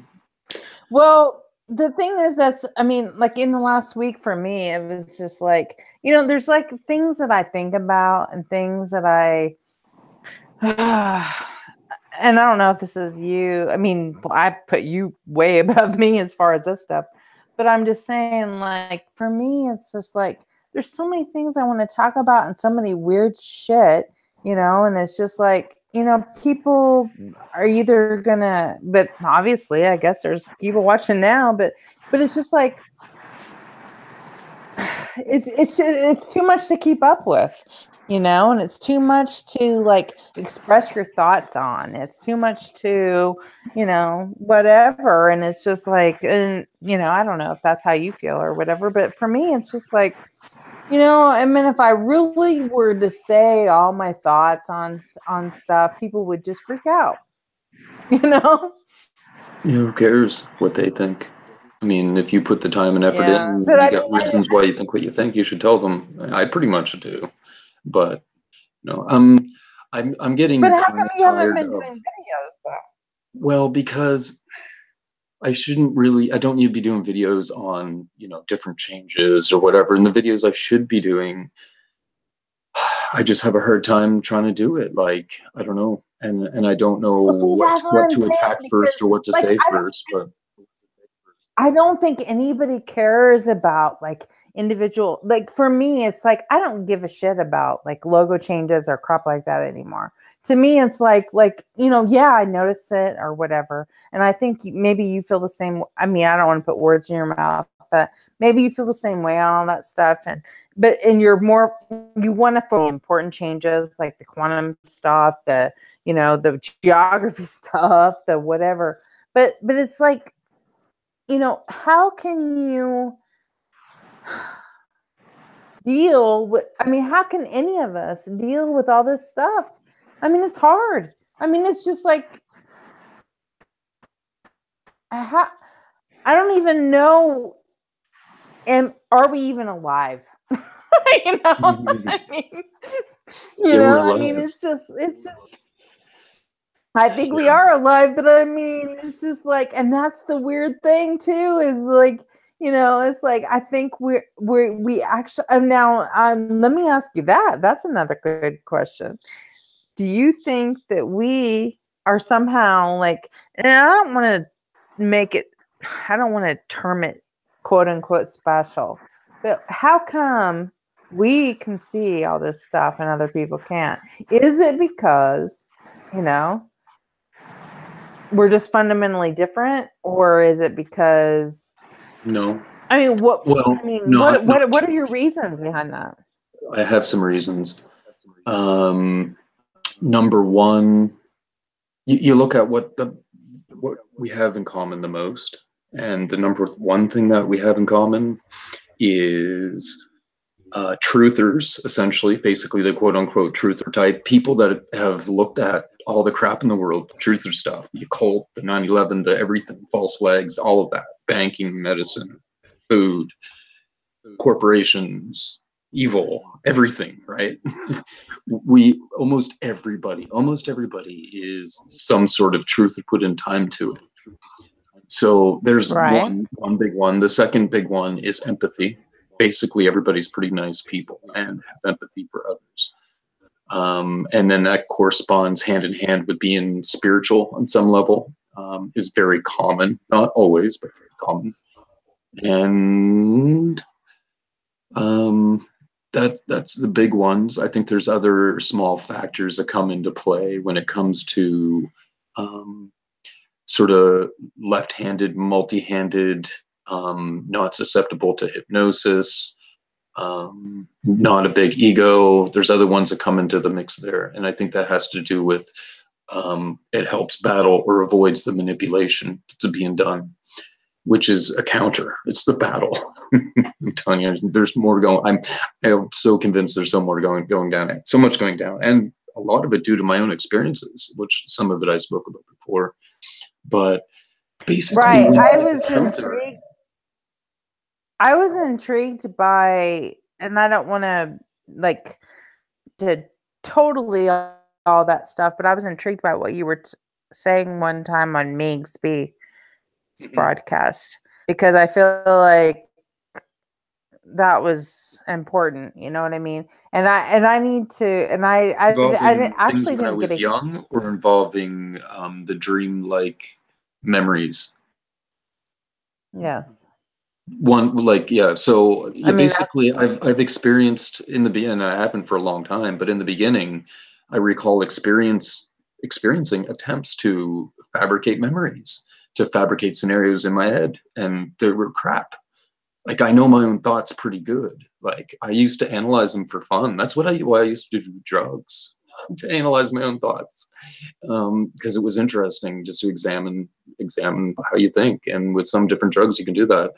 Not that I would suggest that to anybody, but I was young, and yeah, I don't know. So that's why truther is a big deal. That's why it's like the number one, or tied for the number one commonality that we have, is that because when you cross that line and you realize the world's a lie, what you were taught is a lie, what everyone thinks of governments and whatever is a lie, you realize that does something to your mind, to realize that you were really wrong.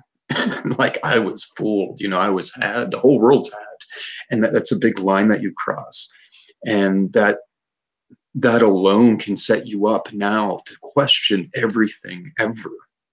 And quite possibly, and I think maybe in our cases, and even though most people don't remember, just like dreams, but even more so, people have questioned, if not rejected, stuff of their own thoughts, crap put into their own head that seemingly comes from their own thoughts, even though it doesn't. But it seemed like it does. And you've crossed that barrier, that shock level of a truth that a truther goes through. And because of that, you've set yourself up um, to question everything. And so now you literally are capable of questioning your own information, your own thoughts. So when there's a manipulation or a type of um, hypnosis done on you, I shouldn't say hypnosis, information through a psychic means. There's some, I think there's some similarities to hypnosis, but more or less a psychic type of information. Literally, you question it, because when it comes from a psychic means, it actually seems like it's yourself, it's your own thoughts. When it's not, it's someone posing as your subconscious, essentially. Sounds weird, I know, but you can question it. You can be like, am I wrong about that? Like, wait now, right? And that's the biggest deal. And that's why, and that's not why people see it. It's why people don't get it covered up. That's why people don't take the cover up. Now, I'm speaking of the very most common ones. Not all changes fall within the realm of the ones that everybody should see. Realistically, like the product and entertainment stuff, um, some of the bigger changes, the geography, maybe not localized stuff, everybody should see it. I think every person on the planet would see it, but they're not, because it's just getting covered up. And then that, of course, that combines with cognitive dissonance and just people not willing to look at it because it freaks them out and whatever else, right? Just too busy, whatever. There's so much that adds to that pile, but I think that's the biggest thing. see, for me, one of the I had been kind of like a conspiracy theorist before this, but on 9/11 that day, I knew. I knew that day. I didn't have to look at YouTube videos to see it. I knew that day that there was stuff that was fucked up. I mean, because I kept questioning. I was like, how come they're not showing the plane at the Pennsylvania field? How come they're not showing the plane that hit the Pentagon? How come they're not, I mean, I was just like, I kept, you know, I was like, whoa, what's going on? I mean, I was so, and then you can't access this online now. But then, like a couple or 3 years later, I was still feeling all this stuff, and there was a thing called the Social Security Death Index that you could access online. And see, my dad had died in 1993, and you could access like his Social Security number, anybody that had died. And so, like, I think I looked up like I can't even remember. I know I looked up Elvis. I know I looked up like a couple people, and they were all in it, you know. But you know who you couldn't find in the Social Security Death Index 3 or 4 years after 9/11 was Todd Beamer, was Ted, whatever the Hughes's wife, whatever the fuck her name was. You know, I mean, and there was like all these people from 9/11 that you could not look up. They were not in the Social Security Death Index. And you know who this doesn't even relate to 9/11, but you know who else wasn't in there? Was JFK Jr. or his wife. Oh yeah. I mean, I found that very interesting. Very, very interesting. I don't think they're dead. They're not dead. Oh, I see. Or if they are dead, they died recently. I mean, they weren't dead at that point. Weird. Mm. Yeah, I don't know. I get no idea. But anyway, Wouldn't you know, surprise me. that's just something. That was just a random thing that I, you know, threw out there. But I'm just saying that, like, when you were saying about how, like, we were all connected by conspiracy theories or whatever, you know, and it was Mhm. just like when you know, I mean, the whole 9/11 thing is just like it was a wake up moment for me, even though I felt like a lot of conspiracy stuff even before that. I I realized I didn't have to look at YouTube videos showing me why 9/11 was whatever. I knew it was that day. I knew it was. I knew it was. I could see it. I could see it. I could see every little thing. I was just like, why aren't they doing this? Why aren't they showing this? Why aren't they, you know? I mean, I could see it that day. So I didn't need to be shown by any freaking, and that's what bothers me is like, oh, you just watch these YouTube videos and that's why you think that. No, I thought it that day, you know? Mhm. So, I mean, it's just weird. But anyways, I wanted to get to a couple other things about the science about all this stuff Sure. as far Keep in as mind like, everything I just do told you you is not the whole of anything. It's just parts of it all. Everything's so complex. I right? can't get it all out at once. It's like trying to draw a spider web from in one line, or I can't. It's too complex of a situation because what I just described leaves somebody with the impression that CERN is manipulating matter, and and some people can avoid the cover up of the changes. But things, like you said, things have been changing for a long time. There's many factors See, going that's on, what I'm saying is like how can you explain that? Now there were because things have always rudimentary changed. That's why. that's what I'm saying. It's And not so it. There is a natural aspect to it but all. but how? But how? How? I mean, Because how? because Like what's the reality mechanism was never behind that? reality was never, knock on wood, ever, but it was never at the rate of change that it's hit now.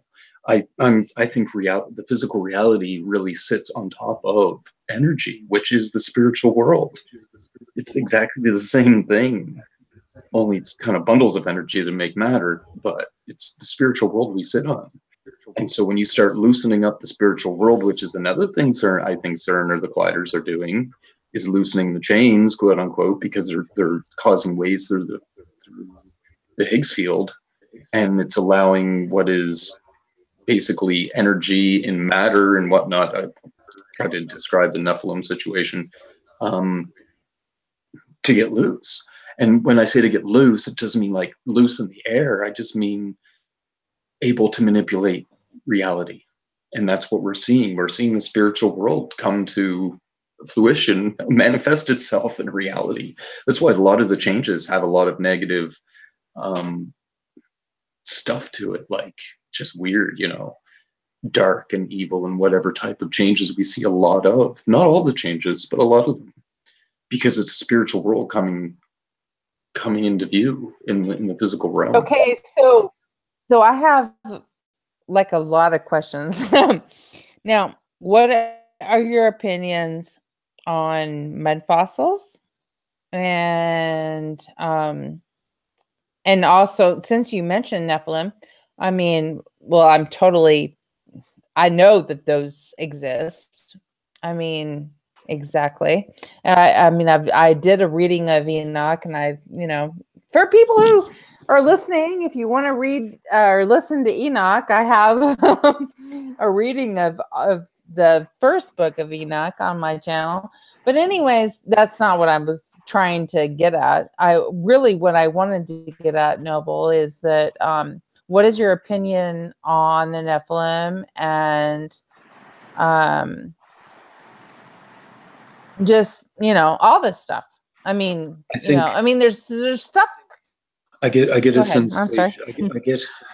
I have reasons to think that the disembodied Nephilim, they died in the flood, and it's not, of course, they're not the same as the fallen angels. And what seems to be the case They're the to children. me, They're the children. They're the children of the fallen angels. right? As far as what I Which means they can were born gather. in the flesh. They were literally born in flesh. Their spiritual body was born Right. and trapped in flesh, just like we are, right? We have Exactly. we have our soul and or consciousness. We have a spiritual body. We have a physical body, and they were born in flesh.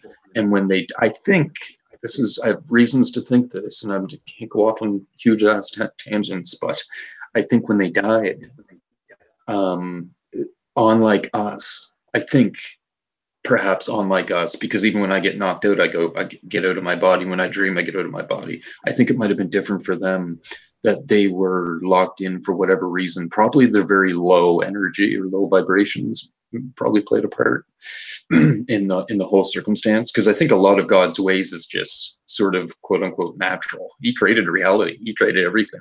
It all works like a functional mechanism. And when they died, they didn't lift out of matter. They didn't have the energy or the lift or the perhaps like the magnetic charge, or people want to say resonance or frequency. I don't think it's frequency per se. I think that term's wrong. I think it's basically a charge of spirit, like power, almost like, who knows, whatever. In any case, they're trapped in matter. That's why you get shadow people. That's why I think they're literally trapped in matter. That's hell. That's one of the three hells in the Bible. There's actually three different hells in the Bible. And I don't mean there's three hells. I mean there's three words that were translated to the same word. And one of those is the place where the dead Nephilim reside, and which is dark and dense, and you suffer, yeah, because they're trapped in matter. I think it for reasons, but anyway, that's why you get shadow people. That's why hell is down. It isn't really down, it's more or less in matter. And that's why mountains are a big deal. All these evil people love the mountains, because that's matter coming out. It's like this matter coming into closer to the heavenly realm or closer to the surface. It's just weird. Everything starts to fit when I think about it.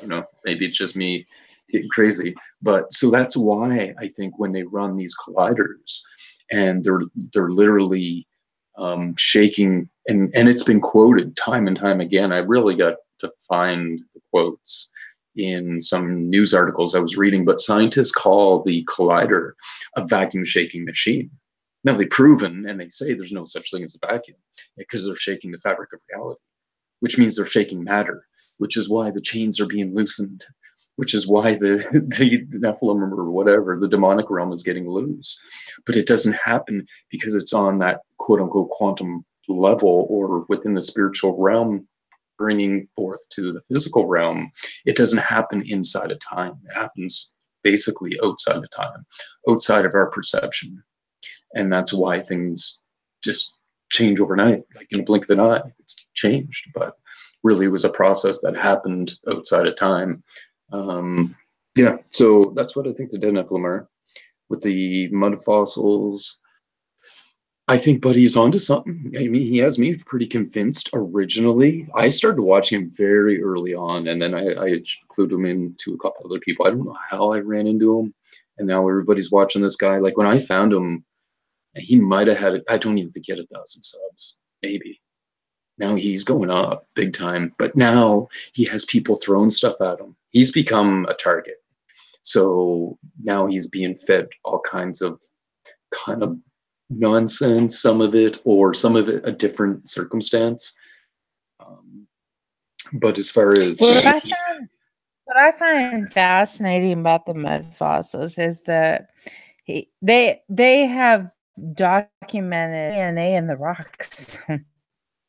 yeah, or so he says, and he seems legit in that manner. I mean, I don't know. For supposedly they have tablets from the Sumerians. Yeah, and when did they find that? Like, how do I know? Remember, we live in a world of lies, right? So yeah, I mean, I'm pretty convinced, right?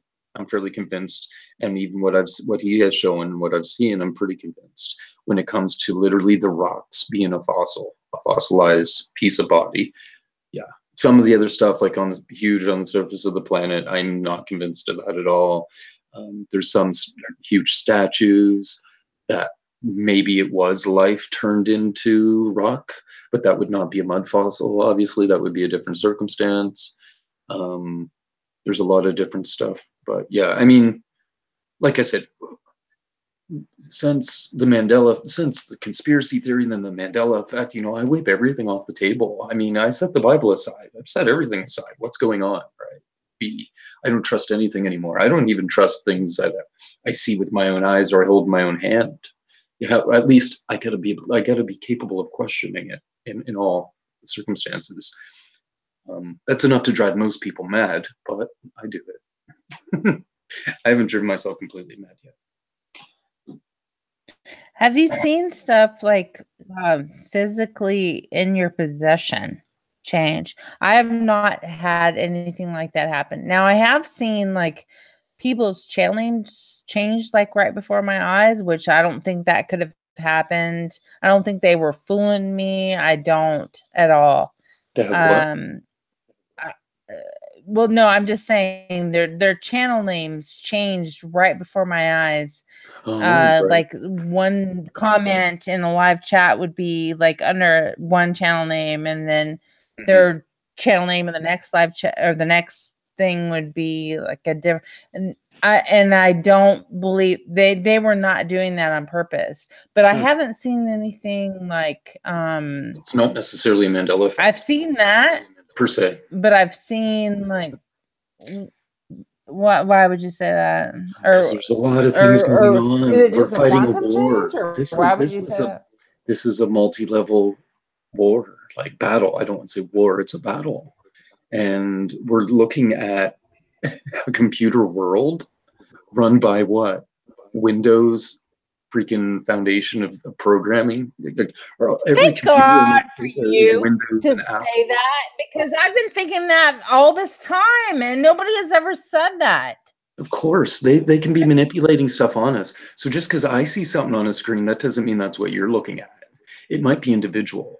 And there very likely could be demonic entities on the loose or piggybacking AI at the same time. I do know that AI is loose. They've already let it loose. It's gone. It's out there. Now, I don't know what the hell it's doing or if it's being manipulated, but we're in a full-fledged battle here. I kept pressing you on the singularity. I think the singularity has already happened. And they're keeping it singularity, the demonic realm, that's singularity. Yes. I think it's already happened. I think everything is already it's already won. I mean, the AI has already taken control of over everything that they can take control over. Now, whether that means us AI or demonic AI? Yes. But whether that means us or not, I don't think it does, because I think that we are outside of that, because we see the difference for some reason. There's something about us that is outside of that singularity, and what is that? Everybody's outside. What is it right now? Everybody is. We may exist in a malleable reality, but we're not completely in a simulation. Like we are not completely controlled, not yet. I think it might be part of the future. I can see the writing on the walls all over the place. And when it comes to basically programming, basically, I can see the writing on the wall for some bad shit.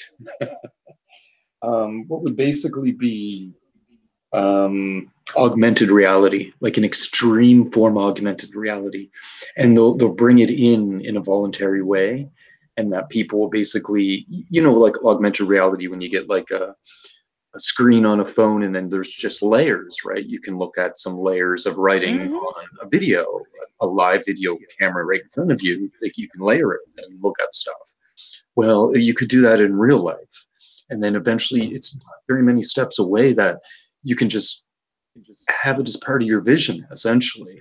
I mean, if you want to have an eyepiece or glasses or a chip in your head, for lack of a better term, but it probably won't be literally. There'll probably be a chip in your head, but that won't do it. I think what they're going to do is, at least for the longest time, they're going to have it so it's kind of like something you plug on, you're unplugged. But you got to have the plug in your head in order to put the device on, right? So it'll be so people will think when they unplug, then that's real reality. That's not augmented. Little do they know, because who the hell even knows how their cell phone works? They don't. Nobody knows. Nobody knows how a digital camera works. Nobody knows anything. So who's going to examine these chips by Intel, right? So then when they unplug, they think this is now physical reality, when really all of their views, everything they see, they smell, they hear, and they touch can be intercepted and manipulated. Like, people don't realize the technology out there. Like, literally, they have things that you can hold in your hand, and people have their eyes closed. They'll be like, "Oh, that's a ball," and then they'll push a button on the system. No, that's a square. They're holding the same thing. They can make people like, you don't even believe the technology that already exists, and then when you start putting two and two together, you're like, "Holy cow!" And then if they have nanotech that can set up in your brain, they can literally, I just saying, far in the future, I don't know how far, less than 100 years, they'll be able to do everything, and it'll all be done by satellites in the sky. So they can even have a world war. We can take down all the towers. We can take down all the 5G. It's still in the sky. But they get all these flat earthers convinced that there's no such thing as satellites. So yeah, okay, those things floating by are nothing. Okay, that's great, right? No such thing as satellites. I'm not saying there's such thing as space. You can have a dome and have satellites. It's all assumptions. People assume everything right out to whack. But anyway, sorry. See, for me, it's not like a globe or a flat Earth or anything. It's a realm. It's just like, I would go with realm before flat. It's almost like a holodeck on Star Trek for me. Seriously, I mean, it's just like, I don't really care. I mean, like, people try to get me like involved in that, whatever, whether it's globe or flat Earth, and I'm like, no, I'm not going to do that, because for one, I don't think that it's real. I mean, but what if we're in a black box and it's just like it's generating as we go along, it's generating whatever we're, I mean, what if that is what it is? I don't know. What, like we're some kid science fair project? Yeah. Well, it's basically quite the project. It is real in a sense. Well, it's definitely not a computer generated program. It can't be. It is real. Like when, like from emotion, you can tell. Like people can tell what other people are thinking. People are, animals can sense what your emotions are. It's not physical only. There are emotional responses. Well, and see, why? That's my main point. It is real. Let me just tell you guys about something that I've experienced the past couple of days with an animal. There's this dog that is a friend of mine's that loves me. I mean, this Arthur, dog literally R1, the only thing the victim of however, the dog is like totally concerned. Like, I don't know if you guys have ever seen like Mr. MBB 323 or whatever, and all these weird animals looking to these, like, the glasses and whatever. But anyways, what I'm saying is this dog loves me, and all of a sudden this dog is acting weird. He's not hating me. He's not like biting me or doing anything wrong, but he's acting like he's totally concerned about me. Why would that be? That's weird. Mm-hmm. It's just weird. Who knows? There could have been something wrong. It's hard to know what goes on in the spiritual realm that we don't see, animals see. I'm convinced cats see things. Like, it's crazy. I've seen cats freak right out and look at stuff, and I go sit down by them and I'm looking for like dust and anything floating around. I'm like, man, cat's crazy. Yeah, it's crazy. But anyways, now Noble, why would okay, just I mean, we've talked about like a ton of shit, right? But I'm asking you, what is your opinion on why certain individuals like you and me and others that are listening to this broadcast, why do we see the effects and others don't? Well, I already covered some of that, with us being capable of questioning our own thoughts, because we've already crossed that barrier of realizing lies and being able to question everything. And because also we have low egos, which goes hand in hand with spiritual and nice people, we're capable of questioning our own thoughts, which means when manipulation happens, which is basically a form of psychic hypnosis, which I have experienced. Like I said, I'm not just making this up. No, I literally experienced it. I have memories of over half a dozen times of it, and many examples that I've given both on, like you say, on Meeg Station channel. The very first interview I did with Dan, first time he ever had me on. Somebody else's channel, I spoke about it a bit.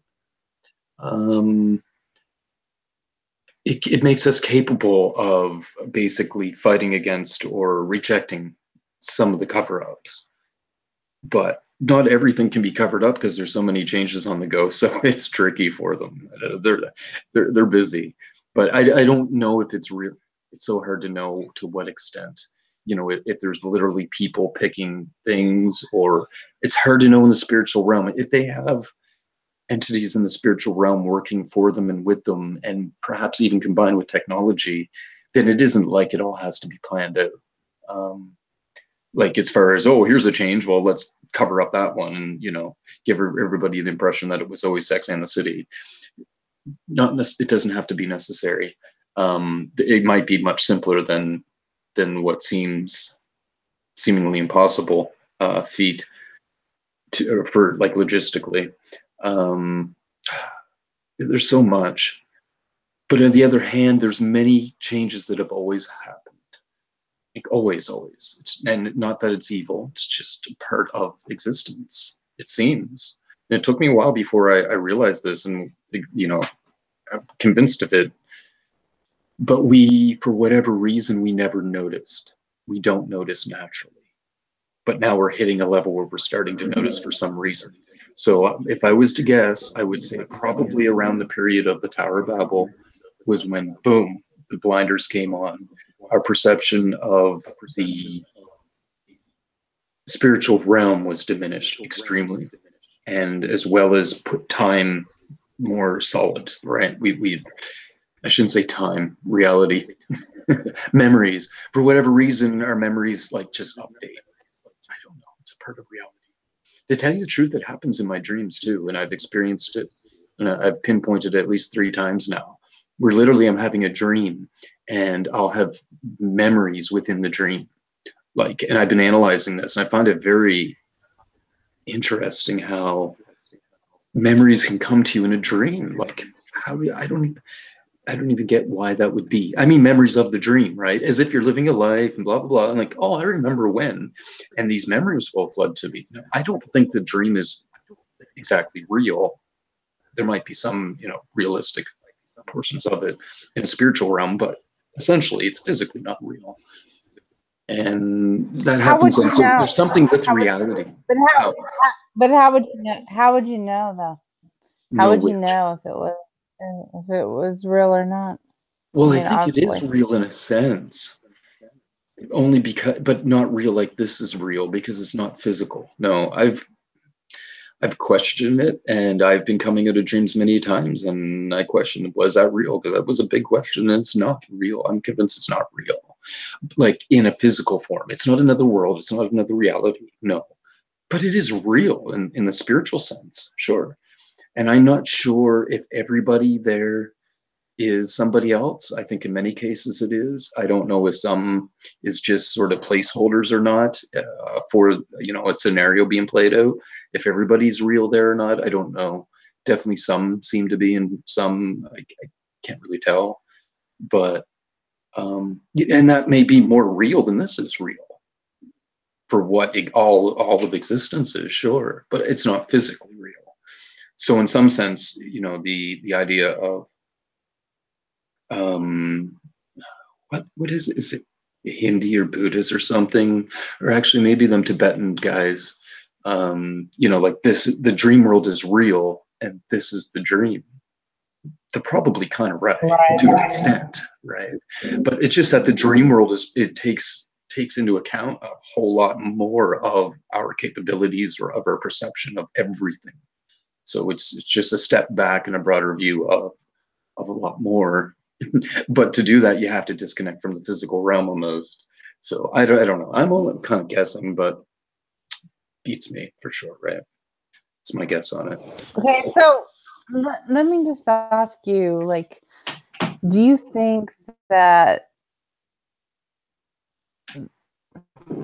do you believe in quantum immortality, or do you believe in all this is quantum, or do you believe that because I know you've studied all this quantum stuff, do you believe that what do you believe is what I'm saying? I guess that's what I'm asking. For what? Our existence? For anything. I mean, for our existence, or for what is happening, or um What do I believe? I don't Well, know. I know that there is a creator father. Like, I know this for two reasons, and both come from memories when I was a child. For some reason, we're born with that knowledge, we're born with that understanding, but we lose it very quickly. But I remember thinking that somewhat indirectly, but I remember that. One. Two, I did connect with him once, like forcefully and out of anger ish. Well, what would you call it? Ang despair leading to anger, which anyway, I had a momentary connection there, and I felt him. Essentially, I shocked him, which I felt really bad for. Like, it was really That bad, makes me honestly. feel really good though, because to have you feel like that is good.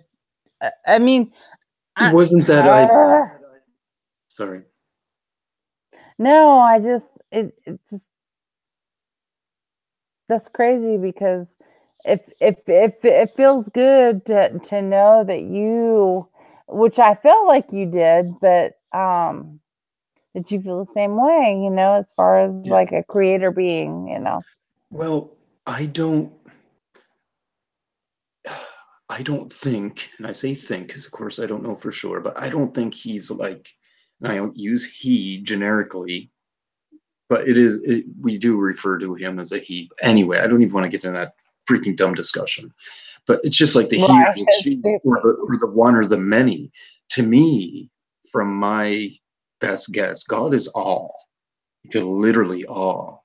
Now, that doesn't mean that God is everything and God is just an energy blob. No, God is still our Father and is a conscious entity who created us and always existed, and we didn't always exist. Now, we came from Him, energy from Him, let's say, or a thought from Him, or word spoken, everything came from Him. So in a different form, what we came from may have always existed, but our conscious existence did not always exist. He did, and God is all. So to me, if I was to represent God, forgive me for lack of a better term, but if I was trying to represent God on a computer screen, God is all. Okay, let's represent all. So I turn the whole screen on. It all turns white. Okay, there's God. God's all. All right, now we have a universe. Where does the universe go? Well, it could go somewhere in the all. Obviously, there's no other computer screen around. So somewhere in the all is the universe. So now, what is the universe? How is that going to be represented? Well, I got to turn some lights off because it's not all. It's less than all. And within that universe is probably originally energy and different stuff, gases, and then matter, and then our physical bodies. And all of that is less than all, but yet resides inside of God, technically, because God is all, and always was and always will be.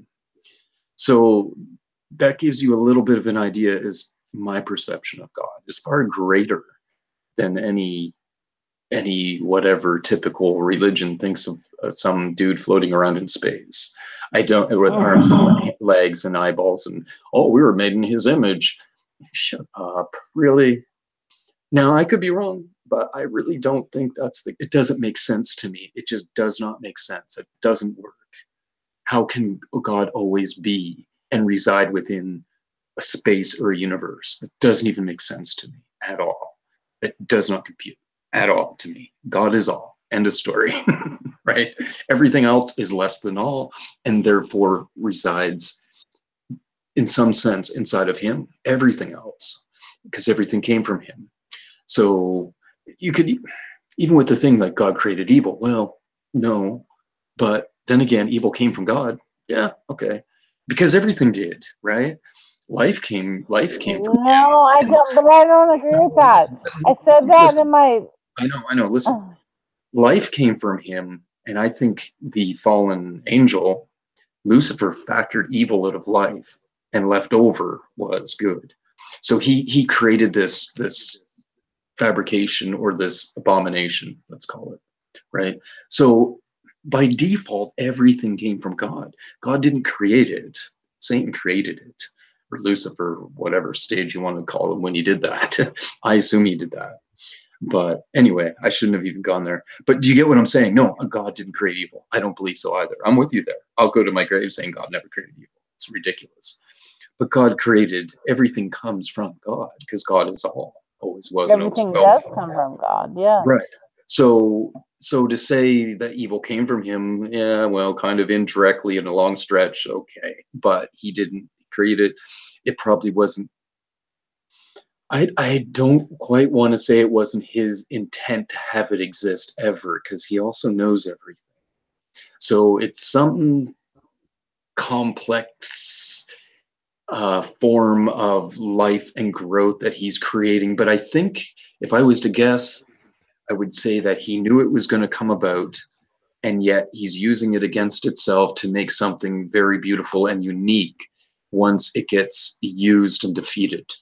There's a huge function underway, I think, and I can't put it into words, but that's the best I can say. It basically, evil ends up working against itself, and you can take things that is created by, used for evil, almost created by evil, and infuse it with God's life, with life, and make it blossom into something very unique, but not evil anymore. If that makes sense. I shouldn't say blossom. To twist it around on itself and make it wonderful. It's just a part of creativity. So evil is creative, and well, I don't even want to say that. Things are created for the purpose of evil, because evil doesn't actually create. Evil only destroys. But anyway, I'm getting all freaking theoretical crap. But no, I think what's weird is that I love that you use the word blossom. I mean, I actually that has stuck with me from what you've said. I mean, it's great. I mean, I love it. I mean, I guess it's, go I, ahead. I started that with, you said, what do you believe? Well, I get through the first sentence. I believe I know there is a Father Creator, and I know He is a entity of I say entity, a conscious awareness that responds to me. That much I know. I know there's angels.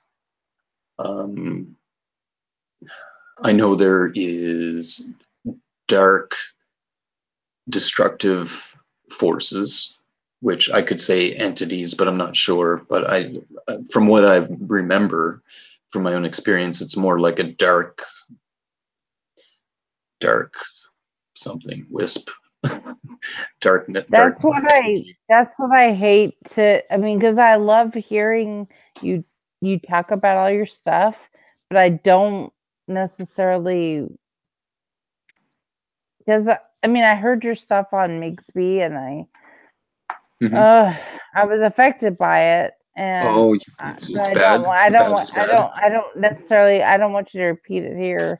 No, You no, know, no, no. and I was just saying not what I that I know of. think That's it all. was weird, but I just don't want you to have to repeat it and have to relive it, I guess, is what I'm saying, you know. I don't have to live anything, but no, I don't need to get into details of bad things, you know. But nothing bothers me. I mean, yeah, nothing in my past or my memories after the Mandela effect, nothing bothers me at all. Um, Obviously, there's bigger things on the go. Yeah. Yeah, but I mean, I believe those things I know. I believe, I'm very convinced that everything's going to work out in the long run. Um, I do question whether anything is completely coming to an end, no matter who they are, what they are, including all humans, all fallen angels or entities. I'm not convinced that any of it is ultimately destroyed. I think it's quite possible that everything is a function and a process, and things can go backwards in that process, and things can go forward. And if that's the case, and there's not really any end to either end of the spectrum, then anything has a chance of going one way or the other at any point in time or anywhere along the way. Now we do have the Jesus scenario that comes in and saves us. Oh, I don't want to get into that because I have a few different theories, and some of them are a little bit would be considered pretty abominable to most people. Although I do, I would actually love for you to get into that. yeah, Would you no, I please get into that? well, keep in mind, of course, yes, I do regard Jesus at a very high level and as God's son, and I regard us as God's children. Then one go to wonder what's the difference. No, I'm not saying we're Jesus. We sure the heck ain't. But there isn't a lot in the difference of that terminology. There is, and there isn't. One's much older, much more mature. Well, tell me what you think about it. I mean, that's interesting to me. Well, it kind of works metaphor. I mean, in some ways you can only explain it metaphorically, but in some ways, Jesus came and so when we die, we can, it's like he puts his hand out to keep us from falling, like almost in a literal sense, in an energy form. That's us accepting his hand in a sense, or the Holy Spirit to enter us to keep us afloat, let's say, for lack of a better term. You could think of it like that. And it literally energy form, like literally, like the Holy Spirit to enter us to cleanse us of our negative energies, and I don't even like but our evil, the evil um, spirit that has embedded itself in all matter, and therefore plays hectic on our spirit, which our spirit comes from our parents and their parents and their parents. So everything has low energy embedded in the mix.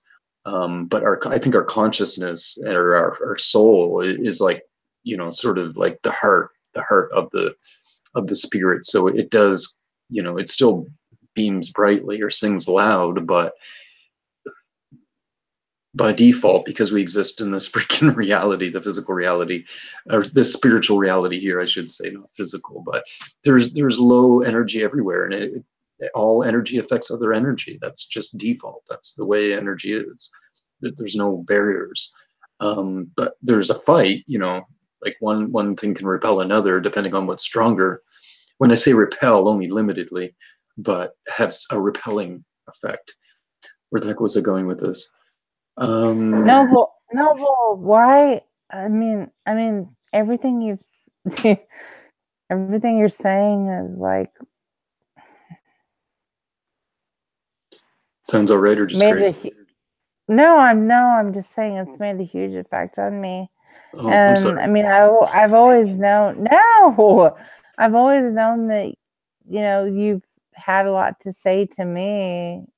I've always perceived that. I've always but what I'm saying in general is that not to, I'm just, it's crazy because it's like, everything, like what you're saying as far as like the spiritual world and what you're saying, I totally have. I mean, I'm pretty much in agreement with you on everything. That's And cool. and it's just like, I don't know, Here's something else I it's hard. suspect. I'm sorry. Go ahead. This is the abominable part, if I'm wrong. One of a few.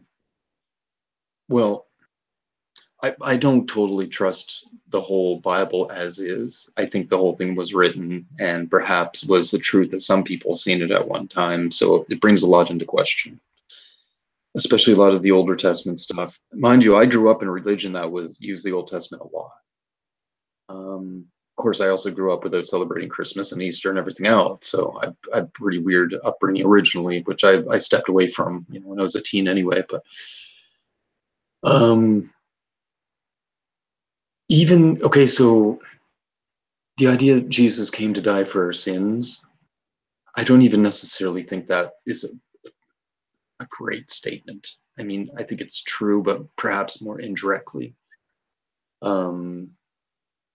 I think just like God never created evil, God never created sin. I think it's possible that we created our own sin. And how did we do that? We believed it was the case. For lack of a better term. That's why we get to shit ourselves of our sins. They're our sins. See, I agree with you on that because I don't believe that God created evil. I don't agree that he created our sin. I agree totally that we had free will. We created our own sin. Mm-hmm. We did. Or we got tricked into it. Let's just leave it at that. Or we got tricked into it. And that's the whole thing too that a lot of people say is that like this reality hijacked because of just like a bunch of weirdness and a bunch of I don't know. I mean, there's some people who believe this reality was hijacked, and I mean, what are your thoughts on that? I think that's too extreme of a term. Hijacked means taken control of, and I don't think it's taken control of. I think it's being highly manipulated. There's a big difference between the two. But yeah, it's been taken highly There is a of. huge difference, but that's huge though. Honestly, this is like one of the biggest things that I have never even thought of this before, which I don't know why.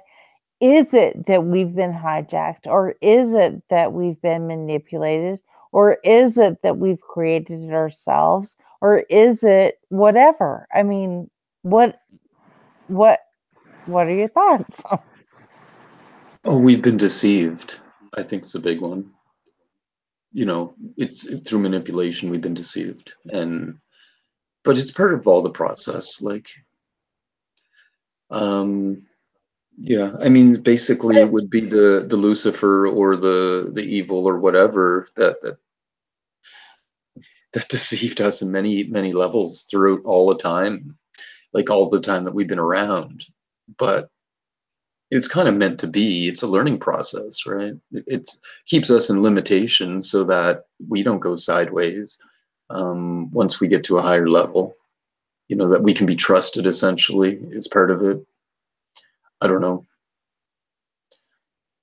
There's different ways to look at it. I guess I kind of bounce back and forth between a couple of views, but yeah, we're being manipulated, but we're supposed to be manipulated. It's how we realize how bad it is to be bad. So we choose not to be. Once we come out of this and we get to see the greater picture, we'll be like, man, that's crazy. I ain't never going to be like that. That's what's so horrible.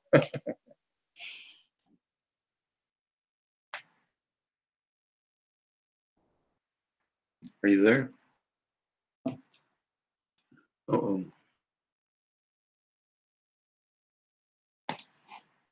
Houston.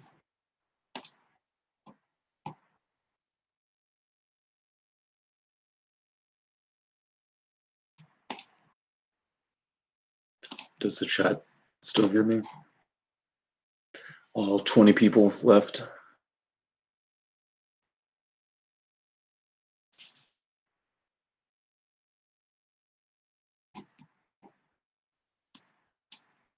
I guess it would help if I updated the. Yes, Salted Cedar says, yes, he hears me. I don't hear rain.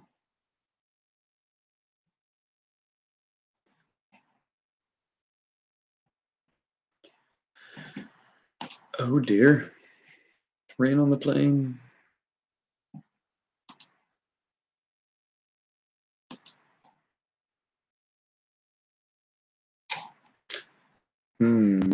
I guess I could read.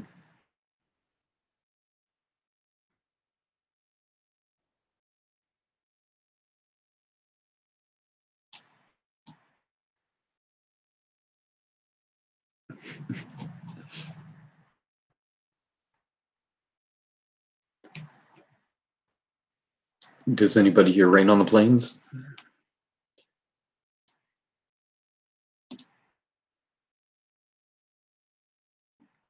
She left. She might jump back in. Looks like the show is mine. Great. Who hijacked what, huh?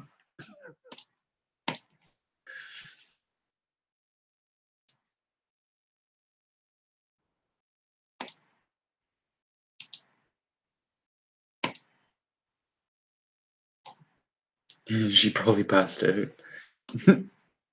Overload.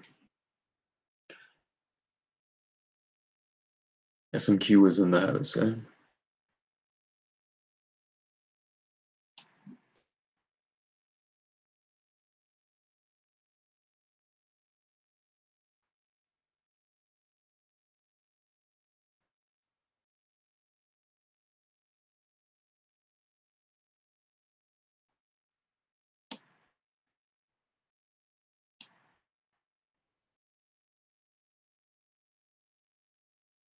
Existence is made of variables that can be switched out. We live in the plane of attributes. The attributes are delivered from the variables or derived from the variables, and variables are above the time and distance. Yeah, okay. I can't really think of that right now. Don't know what you mean by attributes. What you would, your achievements is an attribute. How do you switch out variables? I don't know. I'm kind of lost on that, but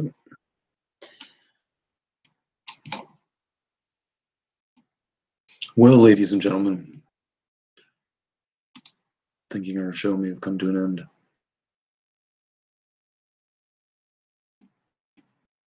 I don't know. I'll give her another minute to come back.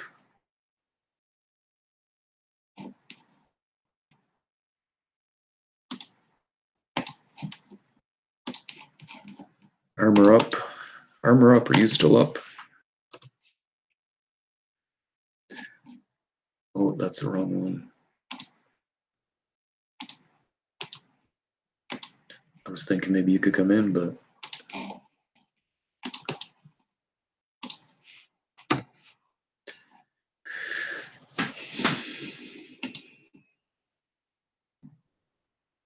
my hangout is empty. Today.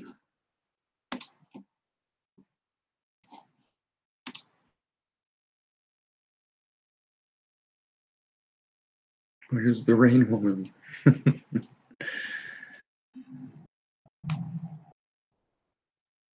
And she earned the achievements. She's moved on. How does Matt put that? Quantum of Conscience guy. Tokens. And I just gave Rain some more information. She now has enough tokens to move on. She has left us all for a much better place. I guess I should have listened to her a little more so I could get a few tokens from her. Tell us some jokes. I don't know too many jokes.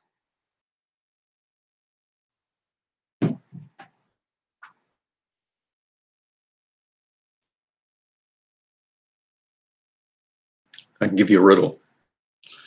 Actually, no, somebody else used that riddle. I think Photo used a similar riddle in one of his videos, so I won't go there. Well, I don't know, guys.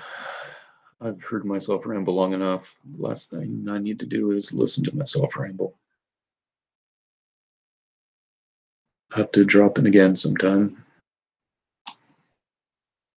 I've scratched a few surfaces and could have went on for another 2 days, but I guess that'll do. Perhaps